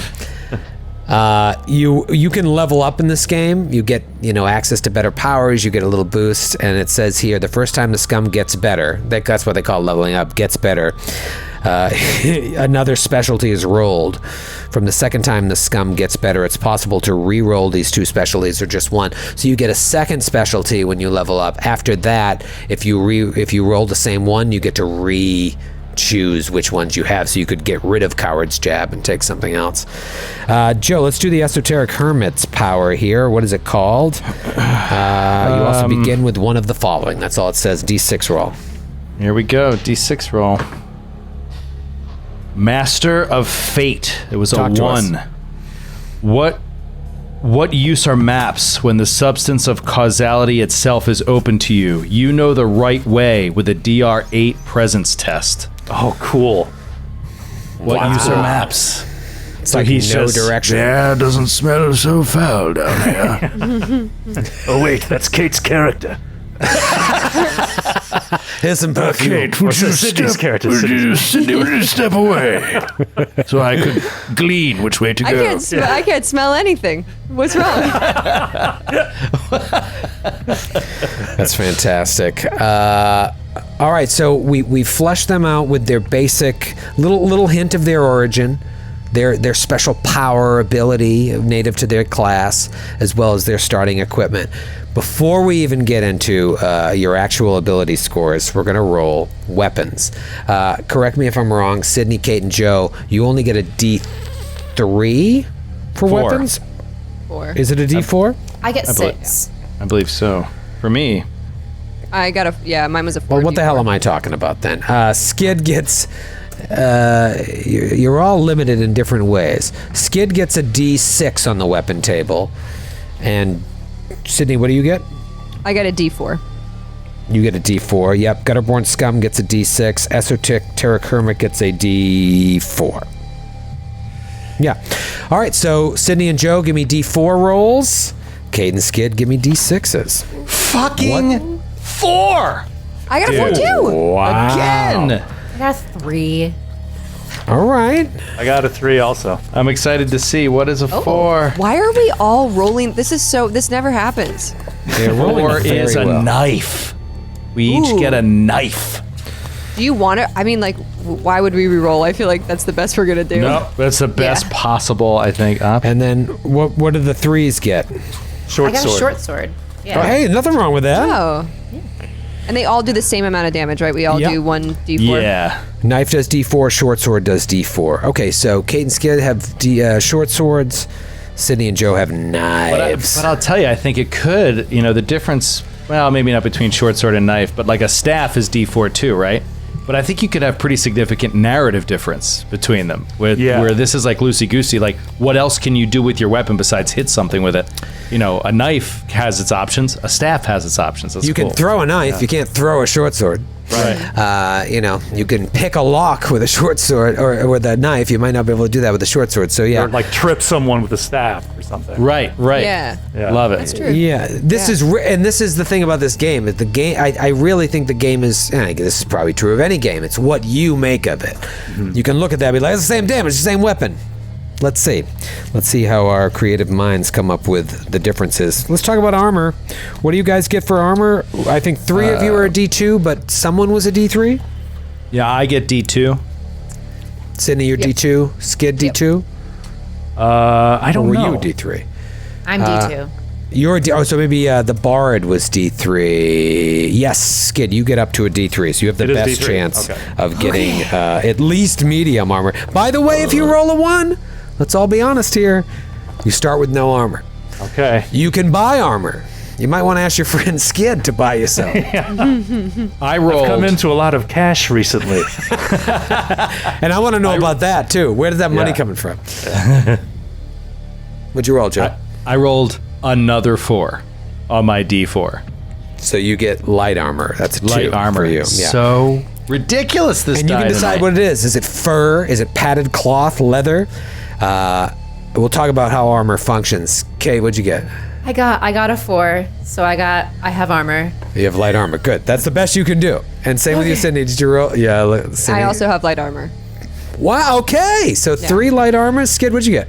Wait, what was I supposed to roll? A D3. D3. I got a 3. I got a 6 on a D6. So. Oh my God. Oh, so you get medium armor. And again, you can decide what that is. Is that scale mail? What is it? It's your classic studded leather. It's The so way funny because armor works- even the good rolls though, it's just like lambs to the slaughter. Like it's really not that good. Well, it's funny because I was reading this and I'm like, how the characters aren't they just going to die in like the first encounter? Right. But armor is the mitigating factor. Armor and defense allow you the chance to survive. I said this. I'm sorry if I'm repeating myself. I know I said this before we started recording, but like I listened to I read a report of someone who played the scenario we're going to play, and they died the third room in, like an hour into their game. Oh, wow. That could very well happen. But the way armor works is very cool. Of course, Skid got the medium armor, which is worth 100 silver. And my you guys God. got the armor that's worth 20 silver. But armor is very cool. You you take less damage when you do get hit. And when you get hit, it's you failed your defense. I don't roll to hit. You just roll to defend. And when you fail your DR for defense, then you take a little less damage depending on your armor. So Skid, whenever he gets hit, he'll roll a D4 because he has medium armor to see how much less damage he'll take. You all will roll a D2 to see how much less damage you take. Cool. Couple mitigating factors. When you get crit or you fumble, depending on like if you're attacking or defending, 20s and 1s are going to be very important. Your armor can get knocked down a tier. And if you don't have the money to repair it, if it gets knocked down to beyond first tier, which in the case of 3 of you, 1 crit or fumble in the wrong way would knock it, it cannot be repaired. It stays at the new tier. So if your light armor gets knocked to tier 0, it's done. Whereas Skid will have the chance to repair it before it gets knocked to 0. So something to think about. There was a little bit of a catch here in that, Skid, you have a +2 on all of your agility checks for wearing medium armor, and that includes when you're trying to defend, 'cause it's a little clunkier to move in. How's everybody doing? Everybody good? You guys need to take 5? Hey, Very excited. Can't take 5. I love a sweet 5. I ran out of beer. Let's roll for abilities. This is what we all came for. Abilities are different. Your classic, like if we weren't using classes, it's 3d6 straight down the board, like old school D&D. There's only 4 abilities: agility, presence, strength, and toughness. Toughness will end up determining your hit points. Agility is the closest thing to that is our dexterity. They say defend, balance, swim, flee. Well, that's important. Agility is also going to determine your defense. Presence is kind of your magical thing, but it also is, it's wisdom and intelligence combined. Your ability to perceive, aim, charm. It's charisma too. It's like everything. Yes, use your powers. Strength is strength. Toughness is part hit points, part survivability, part your saves, your fortitude save, your will save against poisons and against whatever horrible things are going to happen to you in this game. But each of your classes has certain restrictions. So instead of just rolling a flat 3d6, some of you are going to be like 3d6 minus 2. Some of you might be 4d6, depending on what your classes are. Now, here's the thing, and this is tricky, and you guys are all using the fillable character sheets. We'll show those on next week's show, because basically your abilities equate to what your bonuses are. That's all that matters. Every roll is a d20 roll. So if you have an ability score that falls between 17 and 20, you get a +3 to your roll when you test that ability. If you have an ability score that falls between 1 and 4, which some of you will have for some of your abilities, you have a -3 to every single time you test that ability. And then it's everything in between. And is it every time you test the ability, it's 3d6? No. You roll a d20 to test an ability. Oh, to it's a d20 system for the challenges? It's a d20 system. The 3d6 is just how to choose, how to figure out what your abilities are. But with the optional classes, there are some caveats. I opened right up to Gutterborn Scum, so let's figure out your abilities here, Kate. You start off. You want the good news or the bad news? Is there good news for Gutterborn Scum? No. Yeah, life has been nothing but good news so far after Gutterborn Scum. Well, the good news is all your presence and agility tests have their DR reduced by 2. That's huge. You got to remember that when I start. You're like easy. It makes you easier to defend, easier to do backflips and stuff. Normal tests are DR10 instead of DR12. That's huge. A basic attack against you, you only have to roll beat DR10 instead of DR12, whereas all your friends have to be at DR12. Unfortunately, your strength starts at 3d6 minus 2. You could still roll 18 and have it be knocked down to a 16. Give me those 3d6. I doubt it. Oh, wow. 10 minus 2. Ooh. 8. So that's an 8. That's a big old 8, which, if anybody has it open... -1. It's a -1 to strength. You know what? Could have been worse. Could have been worse. All right, let's find out what your agility is. Just a straight up 3d6. These could still be bad. Oh God, this 10 is again. horrible. It's way worse than I thought it would be. Yeah. 10 I thought again. All right, so you have a 10 agility, which means plus nothing. It's just flat dice rolls. Yeah, these are bad. These are very bad. So think about this too when you look at your equipment, because maybe there's equipment that's like gives you a bonus to blah blah blah. Give me your presence, 3d6. Okay. Okay. Oh God. 5, 7. 7. So a 7 presence. Thank goodness your agility and your presence only require DR 10 for normal tasks. You just have 50% chance. All right, and now finally your toughness. Maybe you'll have some survivability? Please. No. It's a 7. Another 7 for toughness. Oh God, I'm having so much fun. 7. Well, here's the good news. Give me a d6 roll, and this will determine your hit points. Come on, my God. Snake 3. Eyes. All right, so you have 10 hit points to start with. It's not bad. I'll Not take bad. it.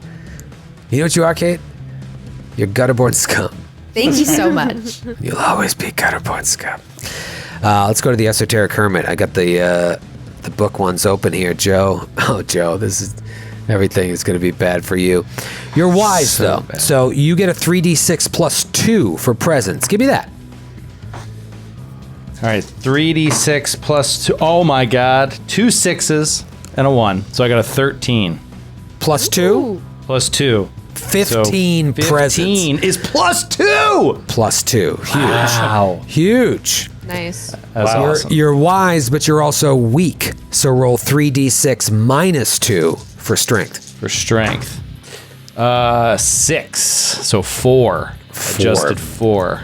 That is So a minus minus 3 for strength. You're going to need your bard friend to help you out when you need to do the old switcheroo. Yo, switcheroo.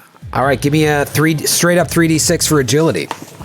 3d6 for agility. 7, 8, 10. Okay. I think that's right on par with your scum friend. And Yeah. then toughness. Sorry, what is that? Is that a 0? 3d6, yeah, 10 is a 0. That's that just leaves it up to dice rolls for you, Joe. Straight up dice rolls, no bonuses. I'm sorry, what was that for? Agility? Yes, that was Okay. agility. And then give me another 3d6 for your toughness.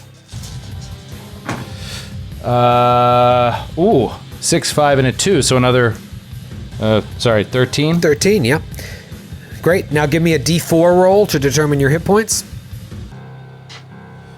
D4 roll 2. All right, you have 15 hit points. Not Okay. Wow. too Nice. shabby. That's definitely right? Yeah, that has to be right. No, Yeah. is that right? Toughness plus d4 for you. Yeah, but isn't your toughness just minus 3 or minus 4 or? Oh. Like, I feel like because it says that's specifically your interesting. hit points can't be less than 1. So like, why would it say that if like? Oh, that's You might interesting. be right. I think your hit points are like. That's why I said a D10 bomb could just kill a character outright at full HP because I think your hit points are super low. Oh, that's interesting. Yeah, I should. We'll figure that out if you have a chance to look and see. Yeah, I'll dig into it while you're doing. I the know other the stuff. way that it shakes out. Well, what are you writing on your sheet? Are you writing in those fillable sheets? On the sheet, you the just bonuses? write the modifier. You don't write the initial number. You write the modifier. Oh, it's It toughness says- plus 1d8, right? Yeah. Well, that's for you, Skid. For us, it's 1d4. But it you, says it's 1d4. Oh, it says the sum generally is it's not plus used D8. in the game once the character is created. Only the table value, and the table value being minus 3, minus 2, minus 1, 0, plus 1, plus 2, plus 3. So I assumed that when it came to HP, that it was super low. All right, do me a favor and Google that while I pop over to Skid Okay. and Sydney's rolls, because that, and then just if you can remember, Kate and Joe, what you rolled on those D6s and D4 in your case, Joe, so we can figure that out. Right. It says to begin with toughness plus D8. That's just a standard character. Right. In worst case, 1 HP, but never less. Theoretically, by that system, you could never have less than 4. Ever. To No, begin because with. no, it's not your score; it's your bonus. Right. So that's what I'm is your saying. bonus. You never refer to your score after creation. You only ever refer to your bonus. Okay, so, all right, what did you roll again, Kate? I've got 2 hit points. I That rolled a sounds 3. more right. That's more like Yeah, that sounds much more correct. like it. Okay, be taking that in your shopping, and then Joe, you rolled a third. Yeah. So I have 3 hit points. Yeah, 13 plus 2. Oh, My dog has more hit points than me. Yeah, it really does. You just want to send the dog in first. All right. All right, let's go over to these bonus classes. Dead God Prophet here. Dead God Prophet, you are obsessed. You get a 3d6 plus 2 for presence. Give me 3d6. let's see. Okay, 5, 6, 7, 8, 9, 10, 11, 12, Man. 12, and then plus 2. 14. 14. All right, so that'll give you a plus 1 to presence. Nice. Doesn't sound like a lot, but that's good in this game. This is rough. Where guys have such low hit points. You're weak through lack of care for bodily functions. 3d6 minus 2 for toughness. Yeah, I get it. I smell like shit. My body's Take a falling shot, apart. hippie. That's gonna be 5, 6, 7, 8, 9, 10, 11, 12. 12 minus 2, 10. 0. But 12 is 0. All right. Wait, is that how you do it? You do 3d6 is 12 is 10, so you have 0 hit points, so you start with 1 hit point? No, you roll the die and add it to your toughness bonus. Oh yeah, so I'm my sorry. My toughness bonus is 0, and then Your I'll roll toughness my bonus is my 0, D4. right, okay. Yeah. For HP. Yeah. Do you want to roll my HP now, or do you want me to do my strength and agility? Go ahead and roll HP while we're here. God, While we're hanging it's out. gonna suck. 3. Oh, hey, you know Ooh. what? You're the tank of this party. Joe, it's so weird. Our characters, I mean, they're very, very different builds, but I feel like we've rolled a lot of the similar stuff. I don't think they're that different at all. I mean, in terms of powers and stuff, but like the actual builds, I think they're very similar. Yeah, that's true. The build is similar, but yeah. So I was just doing some research here, and I think this is legit. This is from the Mörk Borg Reddit. And somebody asks, is like, is this right? I start with a max of 5 hit points. Is that right? And somebody from Team Mrk Borg answers, first of all, thanks for playing our game. Also, 5 hit points to start with is not terrible. With some armor and omens, you could even survive a sword hit or 2, which is not something many can do. So I think we're right on this, that it's like just the modifier to the D8 / the D4 for our classes. Yeah. That's a specific line in the book. Like after you roll for your abilities, you throw those numbers out the window. The Yeah, they only just number you identify ever them refer all. to is your bonus or negative. Yeah. I'm just looking at like what the hit points of the enemies are, and they're better than yours. Yeah, it's Cool. pretty They're interesting. definitely better than yours. All right, give me your agility, 3d6 for how agile you are.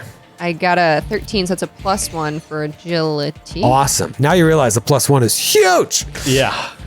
And then strength, are you strong? Let's find out. Apparently not, because I Stinky smell like son of a bitch. shit. Maybe you have leprosy. Maybe you have leprosy. Oh, whoa. I mean, ooh, something to think about. That's 6, 11 plus 0. Okay. Plus so 0. Flat round. It's really just flat rolls. Could be worse. Could be worse. All right, this is the closest thing you're going to have to a tank. Your sacrilegious songbird. Your amplified personality makes up for a soul bartered. 3d6 plus 2 for presence. Okay.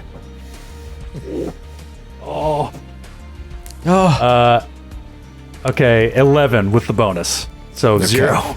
0 for presence. So that have means no you have presence. That means you have 4 torches. I think it was presence plus 4 torches. Yeah, 4 torches. Yeah. All right, a hard life lived has you set for an early grave. Roll 3d6 minus 2 for toughness. Oh no! Can any of you get a bonus? We needed 1 fang deserter. 4. Oh no, minus 2? No, with the -2, it's All right, so you have a -3 to toughness. Oh my god. Oh my god! And your hit points is your toughness plus a d6. Oh no. So you might just start with your 1 HP pistol. I rolled a 3, so that's my minimum is 1, so I have 1 hit point. Oh my god! We probably have to like roll characters during the week before Yeah. the next set. Oh, absolutely. Yeah. Yeah, A we need bunch like of them. 6 backups. Yeah, Sure. Well, I have I mean, a they system talk for, about it so much in the book. They're just not talking shit. Like they're not talking shit. They're like, this is legit. They talk about talk about with the character sheet too online. They're just like print out a couple, like bring a few to every session. Like that's Yeah. like Yeah, well, the MO. so there's a random character generator on the website that I was just going to use if someone died mid-sesh, Oh, so yeah, that you yeah. can stay in the game, because you literally just click a button and then you can just click it again and I just found keep, that. Yeah. keep showing. that So I rough. thought that'd be a quick way to jump back in. Obviously, if we have the time between sessions, you can build more. But now that we know the system, feel free to bring some friends to the party. But you're leaving out a good detail. That button to click to generate the new character. The button is just kill this character. Right? You have to kill it. You to get click a new that one. and it generates a new one. Wow, I mean, this is insane. This is so true to the way old Dungeons and Dragons used to be, because like Magic users, for example, would start with 1d4 hit points, and they wouldn't have any Constitution bonus usually, so they would have between 1 and 4 hit points, and yeah, you would just be completely vulnerable all the time until you miraculously survive to like level 6 or something. This is insane because you're going to die immediately. I think about that because, like, here's the way the hit points work is like when you go down to 0 hit points, you're broken. And that's when bad things start to happen. You roll on a table, and it's like a D4 table. And 1, 2, and 3 are all bad. If you roll a 4 on that D4, you're dead. If you go to negative hit points, you automatically die. So, like, if you only have 1 hit point, which a couple of you have, and I got characters that like start with D4, D6 damage. Yeah. Like you're just gonna die immediately. I guess that's just something you have to think about in like how you play the game. It's like, well, how do we make sure that doesn't happen? Flip up a table and make sure they don't. I don't know. Talk it out with the mind-bending bad guy. Anyways, let's keep rounding these characters out here. This is absolutely insane. As they say in the book, name your character if you wish. It will not save you. Do we have names for these characters, these donkeys, and these dogs? Oh, should I continue rolling the rest of my abilities? Oh, I'm sorry, Skid. I keep Man, bouncing a lot you here. really like cutting Skid off specifically. so sorry. Pick him out. We got your toughness, and then I just jumped right here. All right, so give me agility and strength. Okay, agility 11, so that's 0. 0. All right, and we'll do strength. Oh, 7. So -1. minus for 1. strength. Oh my god. -1 for right. strength. He's not strong, but man, he's got some powers. Well, Yeah. you know what? I was going to do this afterwards, but let's do this because I think it's going to make you feel a little bit better. Let's roll your omens. You mean Okay. our omens or our powers? Your omens. We rolled your powers, didn't we? We already rolled Oh, right, omens. Yeah, didn't we No. roll omens? No, omens are on page 38. You rolled your powers. Each of your classes comes with native powers. We started when we No, we got rolled our omens. Omens Yeah, I are rolled my there's character creation. Yes, you did. You got 2, Kate. You These got, are omens right Yeah, here. I got 3. Omens are hero points, Troy. Yeah. These are the things you can do with them. That's what that page is. Oh, I thought you locked in your omens, so you know your number of omens, how you use them. All right, so that's important. So then I'll talk about that, what you can actually do. You can burn them, and you get these per day to deal max damage with 1 attack. Huge. Reroll a die roll, yours or someone else's, so you can give it to someone else. Lower damage dealt to you by D6. That's going to keep somebody alive. Neutralize a crit or fumble. Lower one's test DR by -4. So yes, the omens, yours and your friends, are the only thing that will keep you past this character creation session. So the optional tables, I personally would like to launch into right now, if that's cool with you. Yeah, because well, did we finish Skid scores?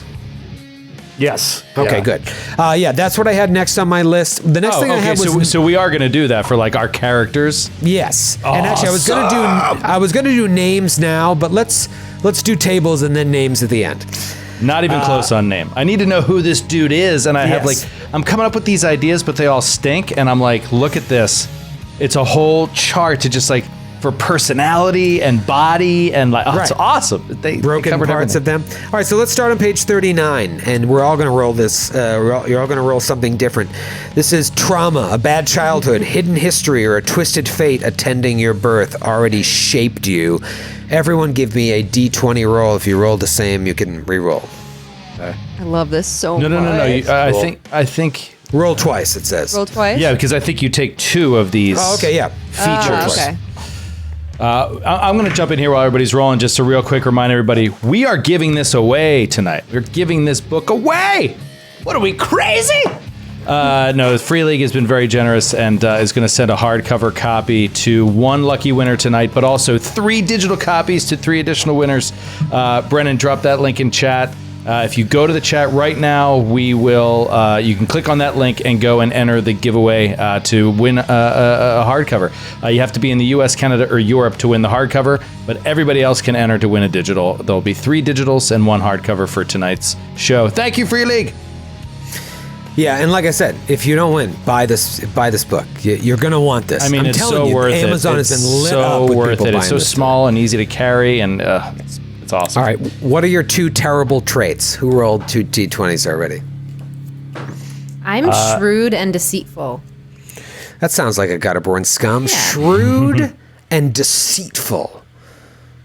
Sydney? I got egocentric loudmouth. Whoa. Immediately, 2 very different characters. Shrewd and deceitful, just this short thief, and then this loudmouth, this real egocentric loudmouth Like looking who in a worships mirror. the beacon of death. Right. Skip, what'd you get? Well, I initially rolled shrewd and loudmouth. Did you? So I re-rolled, and I got prone to substance abuse and lazy. Wow, those really fit. Just like me. Yeah. Oh, but that's what a great this bard. Like you can picture this guy now. Yours is writing This itself. fits completely into like what I was thinking. This is amazing. Now we know why he was in that ditch. Yeah, it is. It totally is. Yeah. That lazy ditch layer. Joe, what about you? I rolled really high actually, and I got a 16 and a 19, which is wasteful and suspicious. I'm sorry, Worried. 14 and 19. Wasteful and suspicious. Wasteful and suspicious. I can see suspicious for an esoteric hermit. Like, what are they doing over there? Stay out of my cave. But wasteful. Wasteful. It's like you would think he needs to hold on to everything he's got. Where Right. did this come from? Save Maybe every he part of the eschews the deer. material world to such an extent that he just gets rid of everything that he has really quickly. I don't Yeah, know this. maybe, or maybe it's a carryover from his former life as an average person. Maybe he didn't care about keeping these things, but now he's realizing, like, oh shit, I wish I would have kept that food I had. Yeah, Waste. yeah. No one likes a wasteful hermit. Let's go to page 40 now. This is your. Everyone starts with a broken body. Something about you is broken. Now, sometimes these can be good. In one case, spoiler alert, you can have one hand replaced with a rusting hook that does D6 damage. Sometimes it's bad. You could be like limbless, which is going to be hard when you want to swing your short sword. Go ahead and give me some D20 rolls and let me know what you got. I rolled a 1. A staring manic gaze. I'm similar to you. I got 17, and it's a resting manic face. Making friends is hard. Cool. Wow. Yes, it is. A resting maniac face, right? Not manic. Maniac. I also rolled a wow. 17, Kate. I also have a resting maniac face. But We're I'll all reroll. just a bunch of weirdos. I don't think there's any group that's like, I used to be in real estate, and now I'm, just hanging out in the forest of Sarkash, just looking for. Anyways, can I join your party? I have a knife. They're all awful. Are you going to stick with that one, Sydney, or you want to reroll? I re-rolled. I got a 20, and that means my nails are cracked and black, maybe about to drop off. All right, yeah, you're decaying. You're literally Leprosy. decaying. It's leprosy, like I was saying. You That's probably worship. where the smell comes from. Yes. I think it really is. I think I'm embodying the dead god so hard, that literally my body is rotting. It's rotting, from, yeah. from Yes. the inside. Yes, and that's why you have a bomb strapped to your donkey. And that explains the bomb, and that explains the donkey. You know. That's how you know you are. The end of days is nigh. Joe, what did you get? Did you roll a 15? One hand lacks thumb and index finger, grips like a lobster. I rolled a 19. Recently slashed and stinking eye covered with patch. Oh no. -4 to your presence What is that check. sentence? Recently slashed and stinking eye covered with patch. Is that two things? Or is that It's one like thing? it was I think you had a- slashed and was infected or something. Yeah, so he's like got a pussy eye and an eye patch. Classic. You're like, I should stinky cover this eye. up. Yeah, you give him the old stink eye. Yeah, the this old- hermit. Guy. That's what you get for being so wasteful. You wasted your whole eye. You wasted your whole Oh my upset. god, this is so great. Oh, I can't wait to see this one because this is really going to shape the character. Page 41, what is your bad habit? D20 no. roll. No. Oh, some of these are great. Some of these are so good. This is so funny. Kate, what'd you get? I'm an insecure shit stirrer, and I will talk about whoever just left the room. That's amazing. That's great. Cry. Insecure just. How about that stinky, wasteful hermit that just walked in? See that guy's eye? Ew. See that guy's eye. Joe, please See tell me you her rolled. fingernails. All right, I'll go. Here we go. Tell me you rolled Let's an see. 11. 18. You giggle insanely at the worst possible times. That's a bad habit. Gotta remember that one. That one should be played up every 10 minutes on the Yeah, show. seriously. Skid, what'd you get? Gambling addict. Oh. Must bet Gambling every day. If you lose, raise and bet again. Maybe that's why you're so flush with cash. You had a run of good luck. Right before this started, run a good luck. Yeah. Skid, your character is like so clear in my mind. The substance stuff, and now the Yeah. gambling. He's a bard. I'm like, Yeah, of yeah. course. Oh Yeah. man. Yeah. I love this. Like Skid needs help building a fucking great character. Kate, I rolled the Sydney, same what'd thing as get? you again. I rolled a 16. Let me go again. Some of these are really funny. I hope you roll a good one. Okay. 7. Best friend is a skull. Carry it with you. Tell it everything. You don't trust anyone. Trust no one more. You trust Than that no one skull. more. Great for party building. Just fantastic. I This is love the great. sentence. Best friend is a skull. Best friend is a skull. You trust no one more. So now That's you have like to name. Planescape Torment. Like with Mort. You have to name yourself, your donkey, and your skull. Come on. Some of these are great. Number 10 is a nihilist. You insist on telling everyone you are a nihilist and explaining why. That is so perfect. All right, now this is a good one. On page 42 and 43, it's Troubling Tales. This is the last one.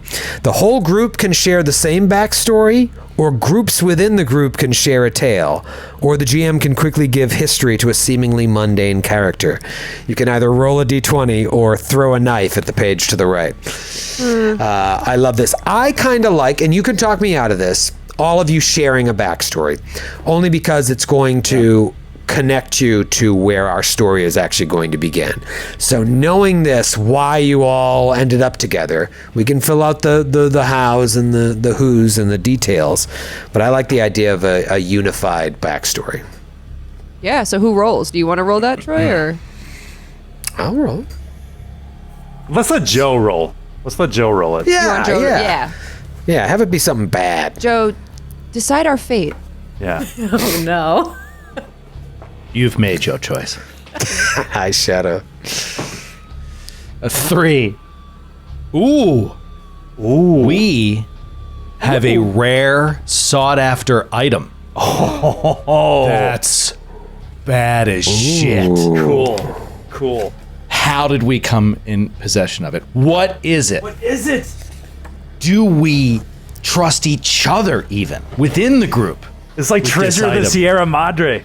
Yes. Have a rare, sought-after item. Oh, I'm just thinking now about You're what the already actual thinking of story the is. adventure. Yeah. And how it's gonna whizzerk. Baby! This is awesome. This is awesome. Believe it or not. I'm feeling very Kate. like Lord of the Rings. Yeah. Well, let's go around the room. Kate, what is the item? If it's a rare sought after item in this universe, maybe it's like A banana. fresh fruit. A fresh orange. A banana full of teeth. Like something that the snakes want, maybe? Oh, like that make that big. sense? Like a world item. Like a legendary item. That snake that can never predict anything for its life. Like we have something that can help wow. it predict something. Maybe it's like an Basilisk orb of Yeah, like a crystal ball. Like like an orb of prophecy. Yeah. But we can't decipher what it's actually saying, but a basilisk could. Yeah. It's what do they call the seeing stones that like Joseph Smith used to decipher the Oh, golden the plates. Yeah. They have a word that's like a Hebrew word. One of those. Yeah. That makes sense. Like we can't access it because you need like another part, and that think they're part just is like called- the snakes can read it, or like there's another thing out there. If we find it, we could use it. Seer stones. They're just called seer stones. Oh, but they had another name though. I thought this is, but yeah, this is something like So maybe we have a specific like named seer stone that this one basilisk head is like looking for. Like, and we found it. You know what? We could add some lore to this world. This could be cool. This could actually be like it's a seer stone. It's like it's a crystal or something, but it's actually the basilisk's missing eye, and that's why it doesn't have the power of prophecy because its eye was like torn out.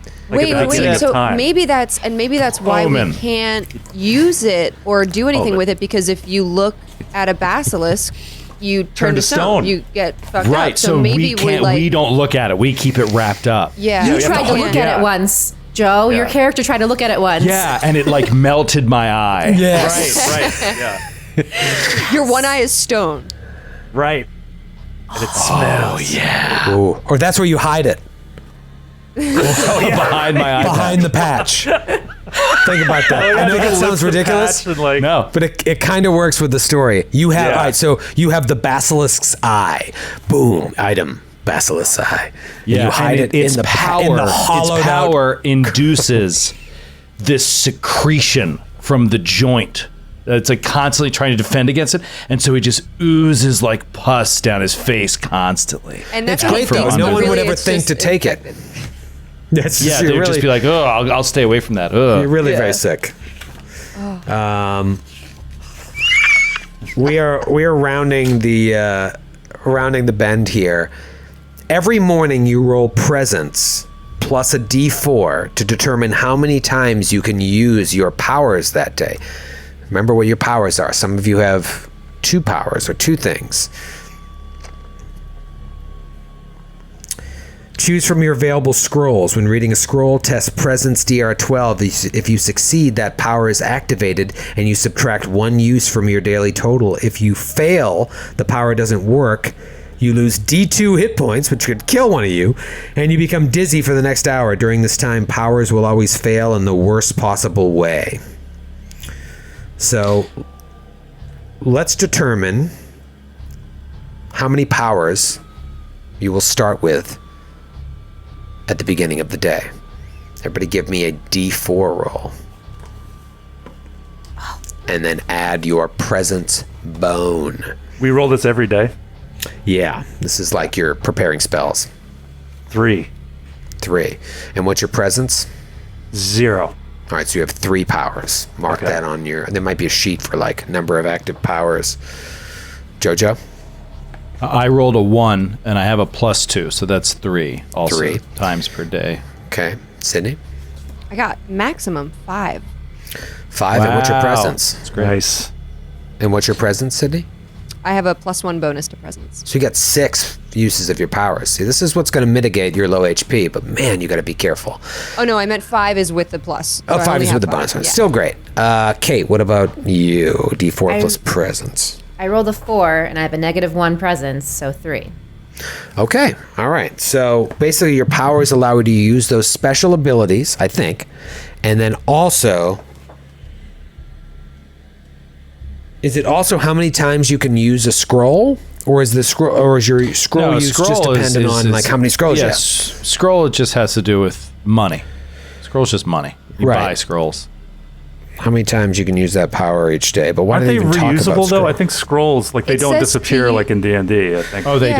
don't? I think it says they- to yeah. use your powers that day, choose from your available scrolls. Yeah, a few so-called powers are known, and they are usually found written in scrolls. So, wait a minute, your abilities that you have, those might just be, you can use them as often as you want, and powers are just linked to scrolls. That makes sense. Yeah. Yeah. And none of you are restricted on scrolls, I don't think. Like, you can all use them, but this is how many times a day you can use them. So, take that into account too when you're purchasing scrolls. And you can do that between this session and next session. I believe you have the ability to buy either sacred or unclean scrolls. Scrolls are scrolls are about 50 silver, but they qualify. They're like 50 silver to the right buyer or something. It's a weird qualification. Here's a question I had. It doesn't mention under the specific classes anything about water or food. Are we supposed to take the normal water and food? You have to buy it. Some classes mention it, like the one extra one. I closed the tab, but the creepy one, they're all creepy. This doesn't help. The fanged So some Zermer. other classes mention food and One water? of them can like summon mana or like just summon food for itself. But I think otherwise, you don't have anything. Is that the wretched royalty? Okay. God, I want to play this game. But a drink costs 1 silver piece at a bar or something like that, so you can stock up. A steady meal is 2 silver pieces. It's not a ton, but you want to make sure you have food. That's why Sydney's character's lard is so clutch. Yeah. True. Yeah, so you just remember, you have to spend your money on food and water. Well, you don't have to, but you'll just die. So, there's that before you get into anything fancy or fun. It is the beginning of the game. We are starting, so we should start. Wait, so we're starting without equipment, and we can just fill it in later? Yeah. If you pick some stuff now, great. We'll talk about it when it comes up relevant. But you're going to have time between this session and the next to flesh out based on the money that you have. What about names? Are we doing names or no? We are. The first thing I want to do though is, as Grant talked about, the calendar of Necrobell to see what the first misery is. I have to roll a 1 for there to actually be a misery, but you determine the die. What kind of game do you want to play? You want me to roll a D100? If I roll a 1, there'll be a misery? Well, Troy, want I me think that's kind of your choice. I mean, it's all of our choice, but to me, it's like you roll a D100 if we're going to play Mrk Borg for a year. Sure. But it You know what I says mean? the So, die used to determined by the GM and the group. So what I'm hearing from you is a D2. Yeah. Yeah, I we think know that this is a D2 short-term kind of game. Yeah, it's I a think this is short-term a D2 game, so kind of D2, yeah. All right, so 50% flip. chance. 50% chance. The first misery has come. So we're like adventuring at the end of the world. It's in It a is matter imminent. of days. Yeah. The world is going to end. This is Like a month. amazing. So I roll a d66. This is like these Modifius systems, a little bit different, but I roll 2 d6s to determine what the misery is. Oh my god! A reading from the calendar of Necrobel, Psalm 5, verse 4. Think about this. This is the backdrop for our adventure. In one night, all those not yet of 7 years and 7 days shall pass, born and unborn, Oh my god. and Jesus. dawn shall give them life as eaters of men. There's baby zombies. Baby zombies, anyone who is not 7 years and 7 days old, gone. That's some dark stuff. Welcome to Mrk Borg. Oh my god. I'm going to hold off on those names for a second. You're going to tell me when you describe what they look like, because I am going to jump into this adventure. I'm throwing the rule book out the window. Burn it. Think about their names. Think about what they look like. You're going to tell us in the opening scene. I want to open this. We'll open on a cold, wet dungeon. Oh. You'll see a rat like scurry into frame, and there's like festering sores pulsating on its back. It has a crazed look in its eyes, a yellow foam leaking out of its mouth. It sees something nearby and kind of like scurries towards it. And it's just a foot hanging limply from, we assume, a body. The shin goes out of frame. The rat sniffs at it and then just like opens up its wet jaw and bites into the foot. You hear a yowl, and then the foot just like kicks away from it and then just like stomps the rat's skull in. Just like stomp, stomp, stomp, stomp to make sure it's dead. From there, we pull back from the bloody foot and the twitching carcass of the rat to see a person hanging from chains on a wall. God. We pull back even further and we see that there are several people hanging from these chains. Their arms are connected and the points are just high enough where they couldn't sit on the floor or even stand comfortably. It's like that perfect sweet spot where they're chained. There's open wounds all over their body. You can tell they've been tortured. Dry blood cakes around like where the manacles have cut into their skin. The four of you are in this dungeon, chained to the wall. Oh my god. You have been arrested, and you are going to be put to death for the crime of heretical theft. Oh wow. All you know is you took something, or at least that's what you've been accused of. It's been so long you've been in this dungeon, you can't even remember if you're guilty or not. You feel like you came in to this and you were like, I didn't do it. We didn't do this. We're innocent. But now you've been like tortured mentally and physically, and you can't even remember what the truth and what the fiction is. All you know is like your time is soon going to be over. You will be executed.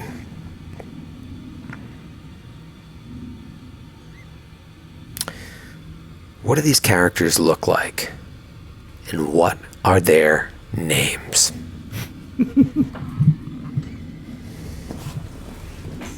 Hanging on the wall. My character is worn, thin, consumed. Like you can see his ribs sticking through his skin. He has albinism, so he's completely pale. His eyes are like light blue, and he has like long, light-colored hair, sort of like that, generally speaking. And he has this manic gaze, and he has like track marks all up and down his arms and all over his feet. And yeah, and he's just sitting there, just like his eyes are like wide open despite his exhaustion, just staring maniacally at his surroundings. What is his name? His name is Alric Rasputinson. Son of Rasputin. Yeah. Son Alric Rasputinson. And I imagine he's going through withdrawal of whatever substance he abuses, so it's even worse. What about this dead god's prophet? So she normally, I don't know if she's in her normal clothes in this dungeon chained to a wall, but normally she wears billowy clothing, almost like parachute pants, and like a puffy button-down sleeved shirt that looks like it could have been religious, but now it's like lost all meaning. It doesn't, you can't even tell what it is. She normally wears like a tight knit cap that covers her almost non-existent, patchy, thin brown hair that just sticks like slicking to her skull. She never really takes the cap off. She's got fingerless gloves that show off her cracking long black nails. Put some fingers on those gloves. She cover up the nails just rip through. She buys normal gloves and then the nails just poke through and make them fingerless. Growing through. And then, every day she applies her makeup and it just makes her look absolutely ghoulish with like these dark painted on eyebrows and dark purple lips, lipstick in her teeth. Is it lipstick? Is it blood? Like she just, it just looks like someone took a put together person and dunked them in acid. And this is what happened. It's like everything's melting. And then she's got her skull named Schmurgus, her donkey named Sorry, and her name because every day she has to say to the donkey, sorry. And her name is Von Blix. Von Blix, servant of Kvetel, the beacon of death, or Kvetel, is it? Kvetel. Where is it? I wrote it down somewhere. Kavar, I think. Kavar, beacon of death. Kavar, beacon of death. Well, Schmettel, what was it? Schmurgus and Sorry are nowhere to be found. You would assume they've been destroyed and eaten. My best friend and my donkey. Oh, yeah. Cool. Really cool. That's cool. No one really you can cool trust. Character creation system. I'm glad I rolled for all glad we did all that cool stuff. There are no dogs and donkeys in this prison. Troy will always find a way to make you lose your animal companion immediately. Totally. Be careful, I'll tell you there's a donkey carcass in this room. It's honestly kind of a rookie move, too. I think I could teach Troy a thing or two about improv. Do you see a body? Because I think it would be amazing to have a dog shackled to a wall. It's like, it's horrible. Oh, no. My donkey is duct taped to the wall. What the fuck? What about our esoteric hermit friend? Von Blick. Von Blix. The esoteric hermit. Chained up to the wall. Slim, extremely slim, gaunt, rather tall, and he has this fresh chitinous like armor on that he's like pieced together from like giant bugs that he's killed in his cave. He has long black hair that reaches out from under a heavy hood that covers his face. You can see the edges of his lips and his rotting teeth, and at the edges of his lips you see tattoos, like all around his mouth. An eye patch, and this ooze runs from under the patch down. This glistens on the side of his face. And he's just giggling maniacally while in the chains. It's like you hear it echoing through the dungeon.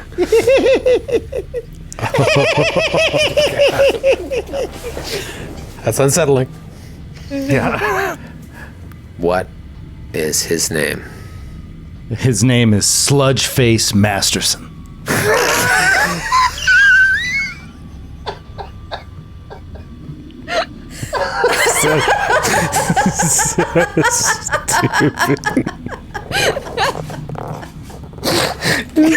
He's left his birth name behind him. Sludgeface. Son of Master. Son of Master. Joe, what was his birth name? Just out of curiosity. Well, he kept his real last name from his old job. Tim Masterson. Timothy. Timothy Masterson. Call me But now- Sludgeface.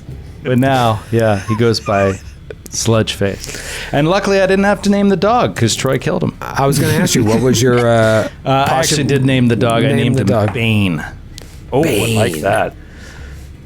Bane and Sludge Masterson. You I sit like there. I like that you could shorten it too if you want. If you're in a hurry, just call me Sludge. Sludge and Bane. You're chained to the wall there, and you're thinking to yourself, like, it's been, you don't know if it's been a week or if it's been a month you've been in there. It might have been 24 hours, but like the way you've been treated, you can't like remember why you're there, and you start feeling in that your eye socket for where the basilisk's eye rests, and you're like, is it there? Is that why we're imprisoned? Because they know that we have this? But you're not quite sure. What about our gutter-born scum hanging from the wall? What do they look like? Well, it looks like it's very hard for me to not say they. When it was educated in the camp where the outlaws were, that's what those people always referred to it as, like it. And Yes. they would always say Scram. So its name is Scram. Scram. Kate, that is a phenomenal name. That's phenomenal.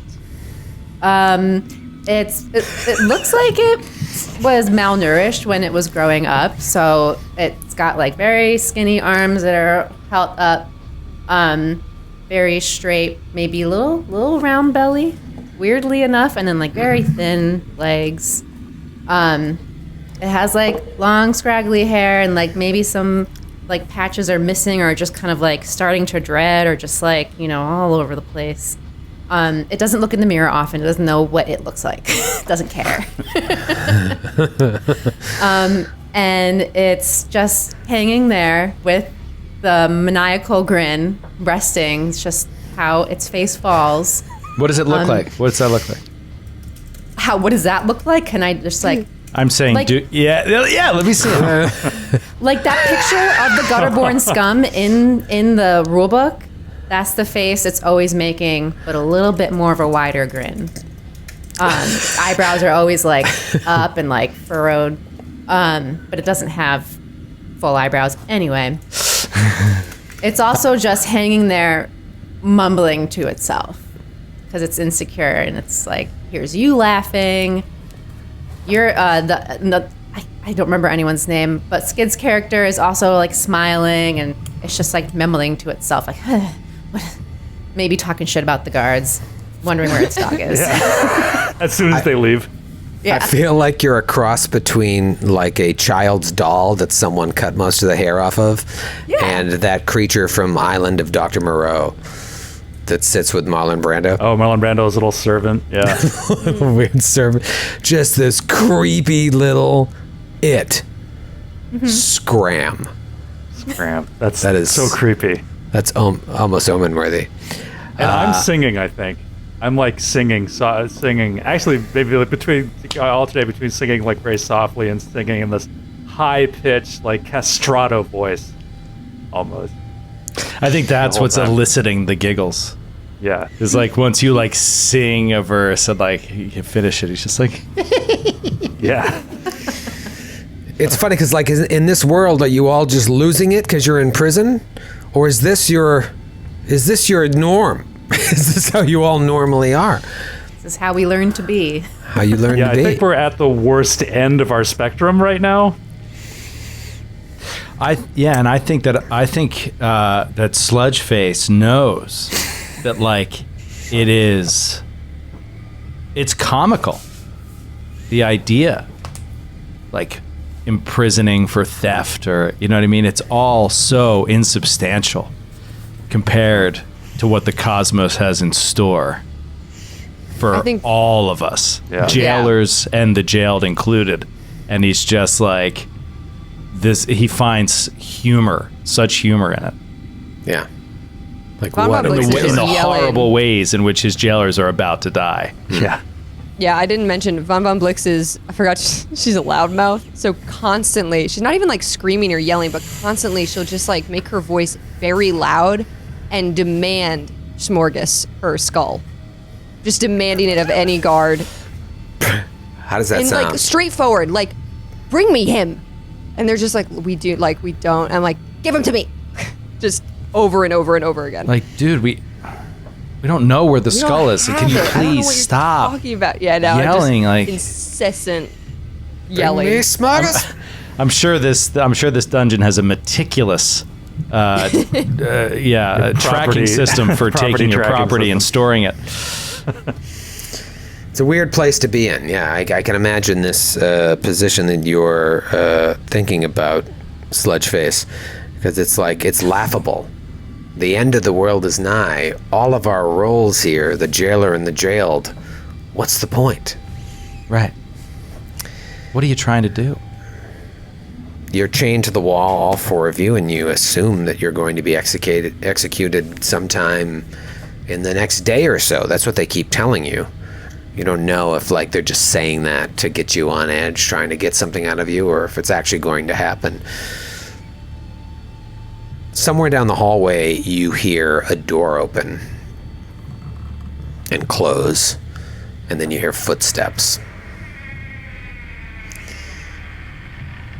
The footsteps start off a little too slow at first, and then they sound out of joint with each other. They stop, and then they start again. There's a weird amelodic sort of sound to these approaching steps. But eventually you all look up and see a being standing before you on the other side of the cell. He or she, you can't tell, is wearing a large horned goat's head mask to cover their features. And even as they speak, you don't know what the gender of this person is. But you can see lips moving right near the mouth hole of the goat. You can see eyes darting back and forth. It says, I am a courtier of the Shadow King. You may call me Lygan Torn. As you well know, the four of you are to be put to death for your crimes. However, as I stared into the waves of the endless sea 2 nights ago, I saw the four of you, and I saw an opportunity for you to perhaps save yourselves by saving the son of our ruler. The king's one true heir, his son, Alden, is missing. Without his heir, the Shadow King will eventually be forced to hand his crown to his imbecile brother. This cannot happen. should you take this offer I am about to give to you, not only will you win your freedom and your life, but great wealth shall be yours as well. What say you? Sure.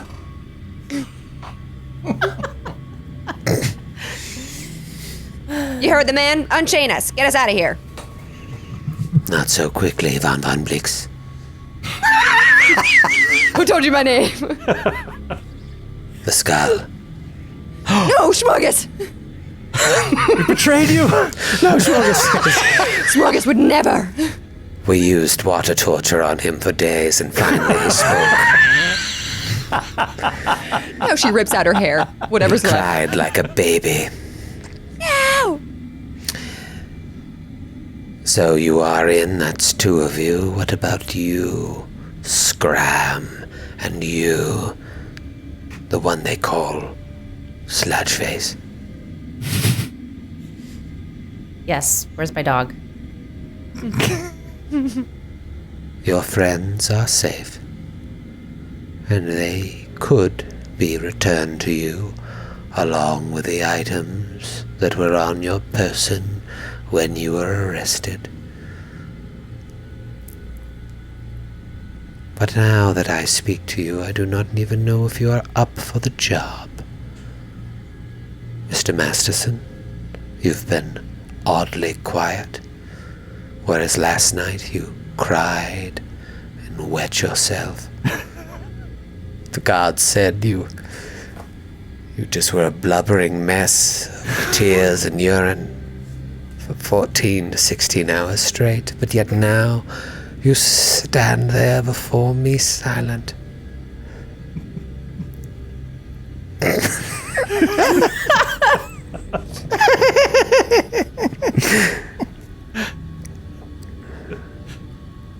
He just stares.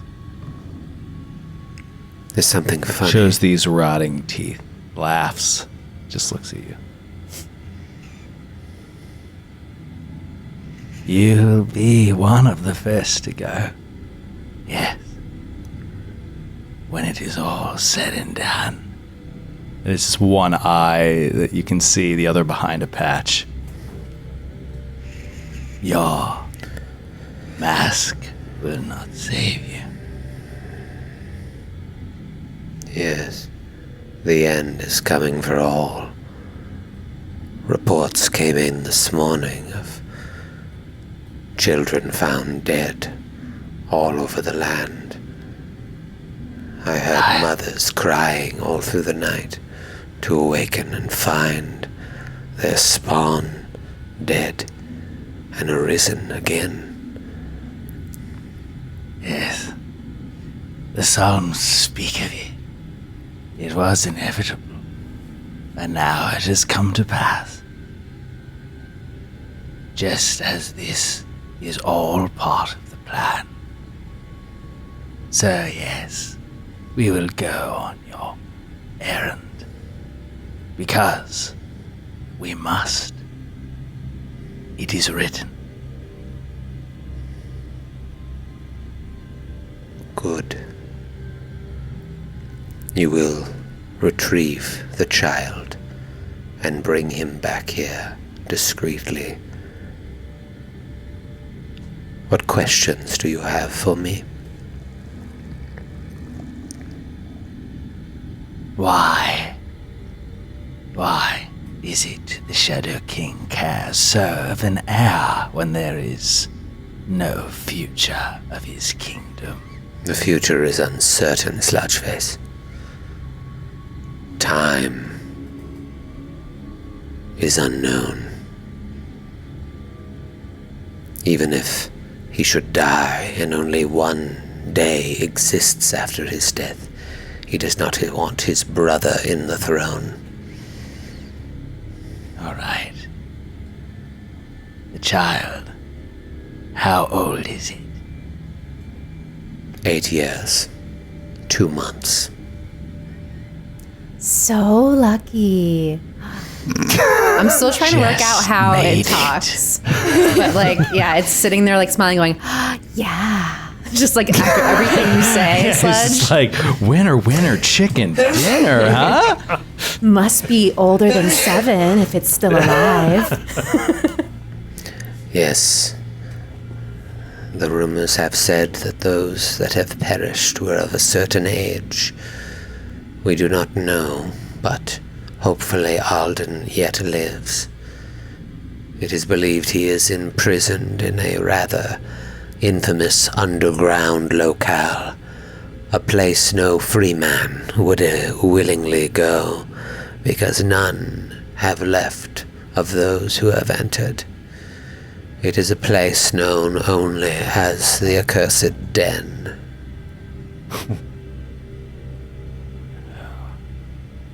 No. How? How is the child taken there? Who took it?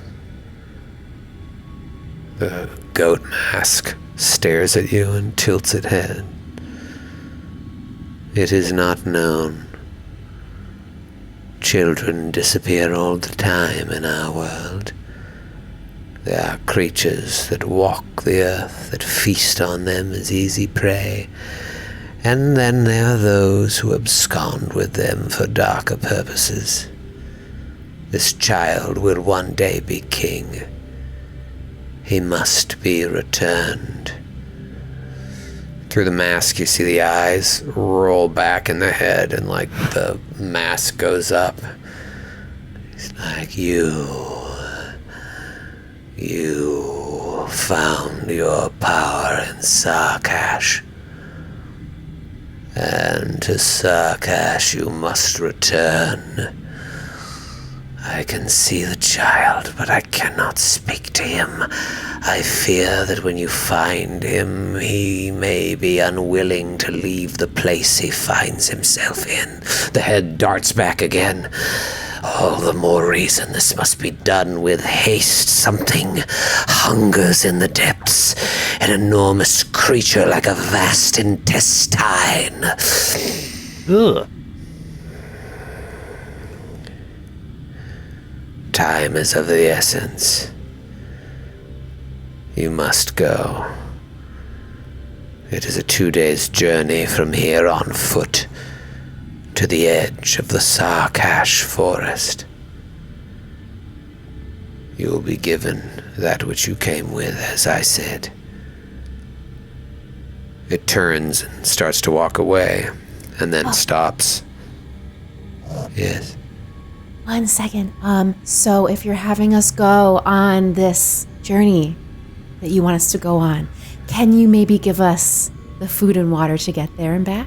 4 days? Yeah, so all this intestine talk is making me ravished. What do you got for me? Give us the gift of lard. Ooh, yes, lard. How'd you know about my lard? How did you know about my lard? Smorgas needs to stop talking to people. I'll get him. Give him back to me. I need to have him in my arms.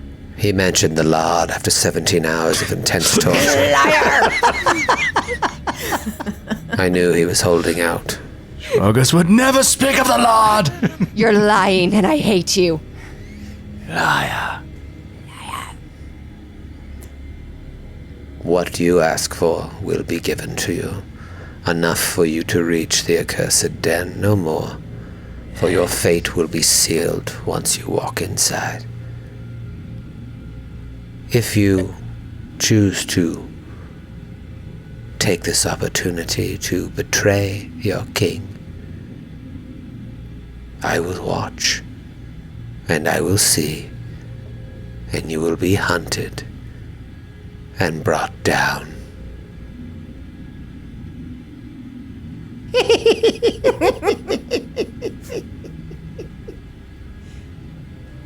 We go Gods. to our deaths anyway. As you leave, Scram goes, I'm a bot, and you is me.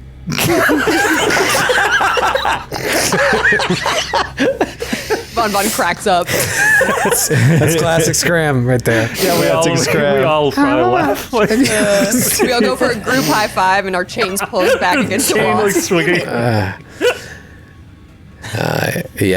The Lygan Torn just yells, "Gods!" And then like a bunch of like these brutish men come up, and they've got these big helmets over their face with like that single bar over their nose, but you just see like sores all over their face. And they open up the gate and like just fast forward to them giving you back all of your belongings that were just dumped in like a sheet that they rolled up. And they take you outside, and you see that your donkey, Sorry, and your 2 dogs are malnourished, but still alive and waiting. Sorry and Bane, and then Scram. What's your dog's name? Flea. Flea. Sorry, Bane, and Flea. So the 7 of you start your journey. This is amazing. Yeah, it's just you leave this keep and make your way to the accursed den. But like you have to imagine, and we talked about this in talking about the setting, it's as bleak can be. Even as you leave the castle grounds, you don't look back at this like stately manor, this stately keep. It looks like a blown out ruin of a castle. Maybe it was picturesque years ago, but now it's just a maze of dark corners and broken rubble jutting in every which direction, things moving in the shadows. And this is where the Shadow King holds court. And the Shadow King has a line, there's been a line of unbroken male heirs, like going back and beyond memory. So, yeah, a missing heir to the Shadow King is a huge deal. It's a big deal. Enough so that they're letting you out. It's a very Nestor Coin-ish move to let the prisoners out. And still you wonder, what did we do? Because as you see daylight, not sunlight, because there is no sun, but as just what you would call daylight, you feel A wan light. a wan light. You feel the basilisk's eye still in your oozing socket. Was it all set up? Of course it was. They knew I had it. But they send me to the accursed halls. Why?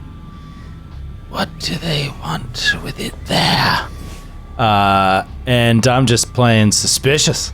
Like he's super suspicious, and like this makes perfect sense. It's like they would never let us go without like pulling my eye patch up. I never even looked at it. Why? Because it's all part of their plan. Smorgas wouldn't talk. He wouldn't do that. He wouldn't say anything. Would you, Smorgas? I quite agree. I think they were trying to get you to say something. I wouldn't do that either. Well, I would only talk to Smorgas, and I wouldn't say a thing. This is such a fucked up party. Like, can you see, like, if this group just walks into like a tavern? Imagine like work. the fan art of just like all these maniacal looking like. This is going to be so gross. Like, I think what's amazing is there's zero chance for a lone wolf. We are all friends. Like we are a party, and no matter if we trust each other or not, like that's what it is. Like we're going through the world together. Yeah, like I think there was some heist or something that we acquired this object that bound us together for life. Yeah. Just whatever the events were that happened, and the fact that we have this incredibly, unimaginably precious item that anyone in the world would want if they knew we had it. The one place we can hide it, where nobody would want to look for it, is in your stinking eye socket. So it's so perfect for this game. Oh, this game! So Scram, the gutterborn scum, Von, the dead god's prophet of the beacon of death, Aldrix Rasputinson, the sacrilegious songbird, and then of course Sludgeface Masterson. the esoteric hermit. 4 of you, along with your animal companions, journey through this apocalyptic wasteland. A world that is utterly destroyed and also on the brink of complete extinction. You wonder why you're even fighting. You wonder why you're even, taking this opportunity for a reprieve from a quick death when the complete end of existence is always gnawing at you, always just a heartbeat away. You look up and the sky is just that constant dark gray, purple, perpetual night. You get closer to the Sarkash woods, constantly hearing sounds around you, sounds of unimaginable creatures doing horrible things to survive, just like you. And you can't help but laugh because they're exactly the same as you. Eventually, after about 2.5 days, you make it to the place on the map that they gave you, known as the Accursed Den. What remains of the ground seem completely unapproachable. You do see some pillars still standing in various states of disrepair, some really tall, some broken and crumbling, some just the bottom of the pillar. Joe? If 2.5 days have passed, should we not roll on the solves? That's right. Because it's a D2 situation. It's a D2. What else has the basilisk predicted that will come to us? Is there another wow. misery Also, in your journey? did we see any zombie babies? Yeah, did we see any Along little the journey? toddler zombies? Were there any zombie babies on the walk? At one point you Born were and walking. unborn. And you Yeah, that's heard- like little zombie fetuses running around too.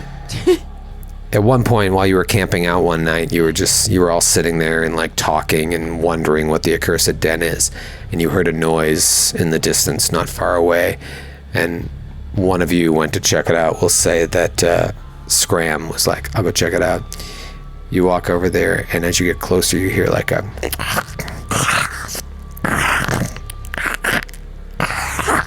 Something is eating. I'll finish that.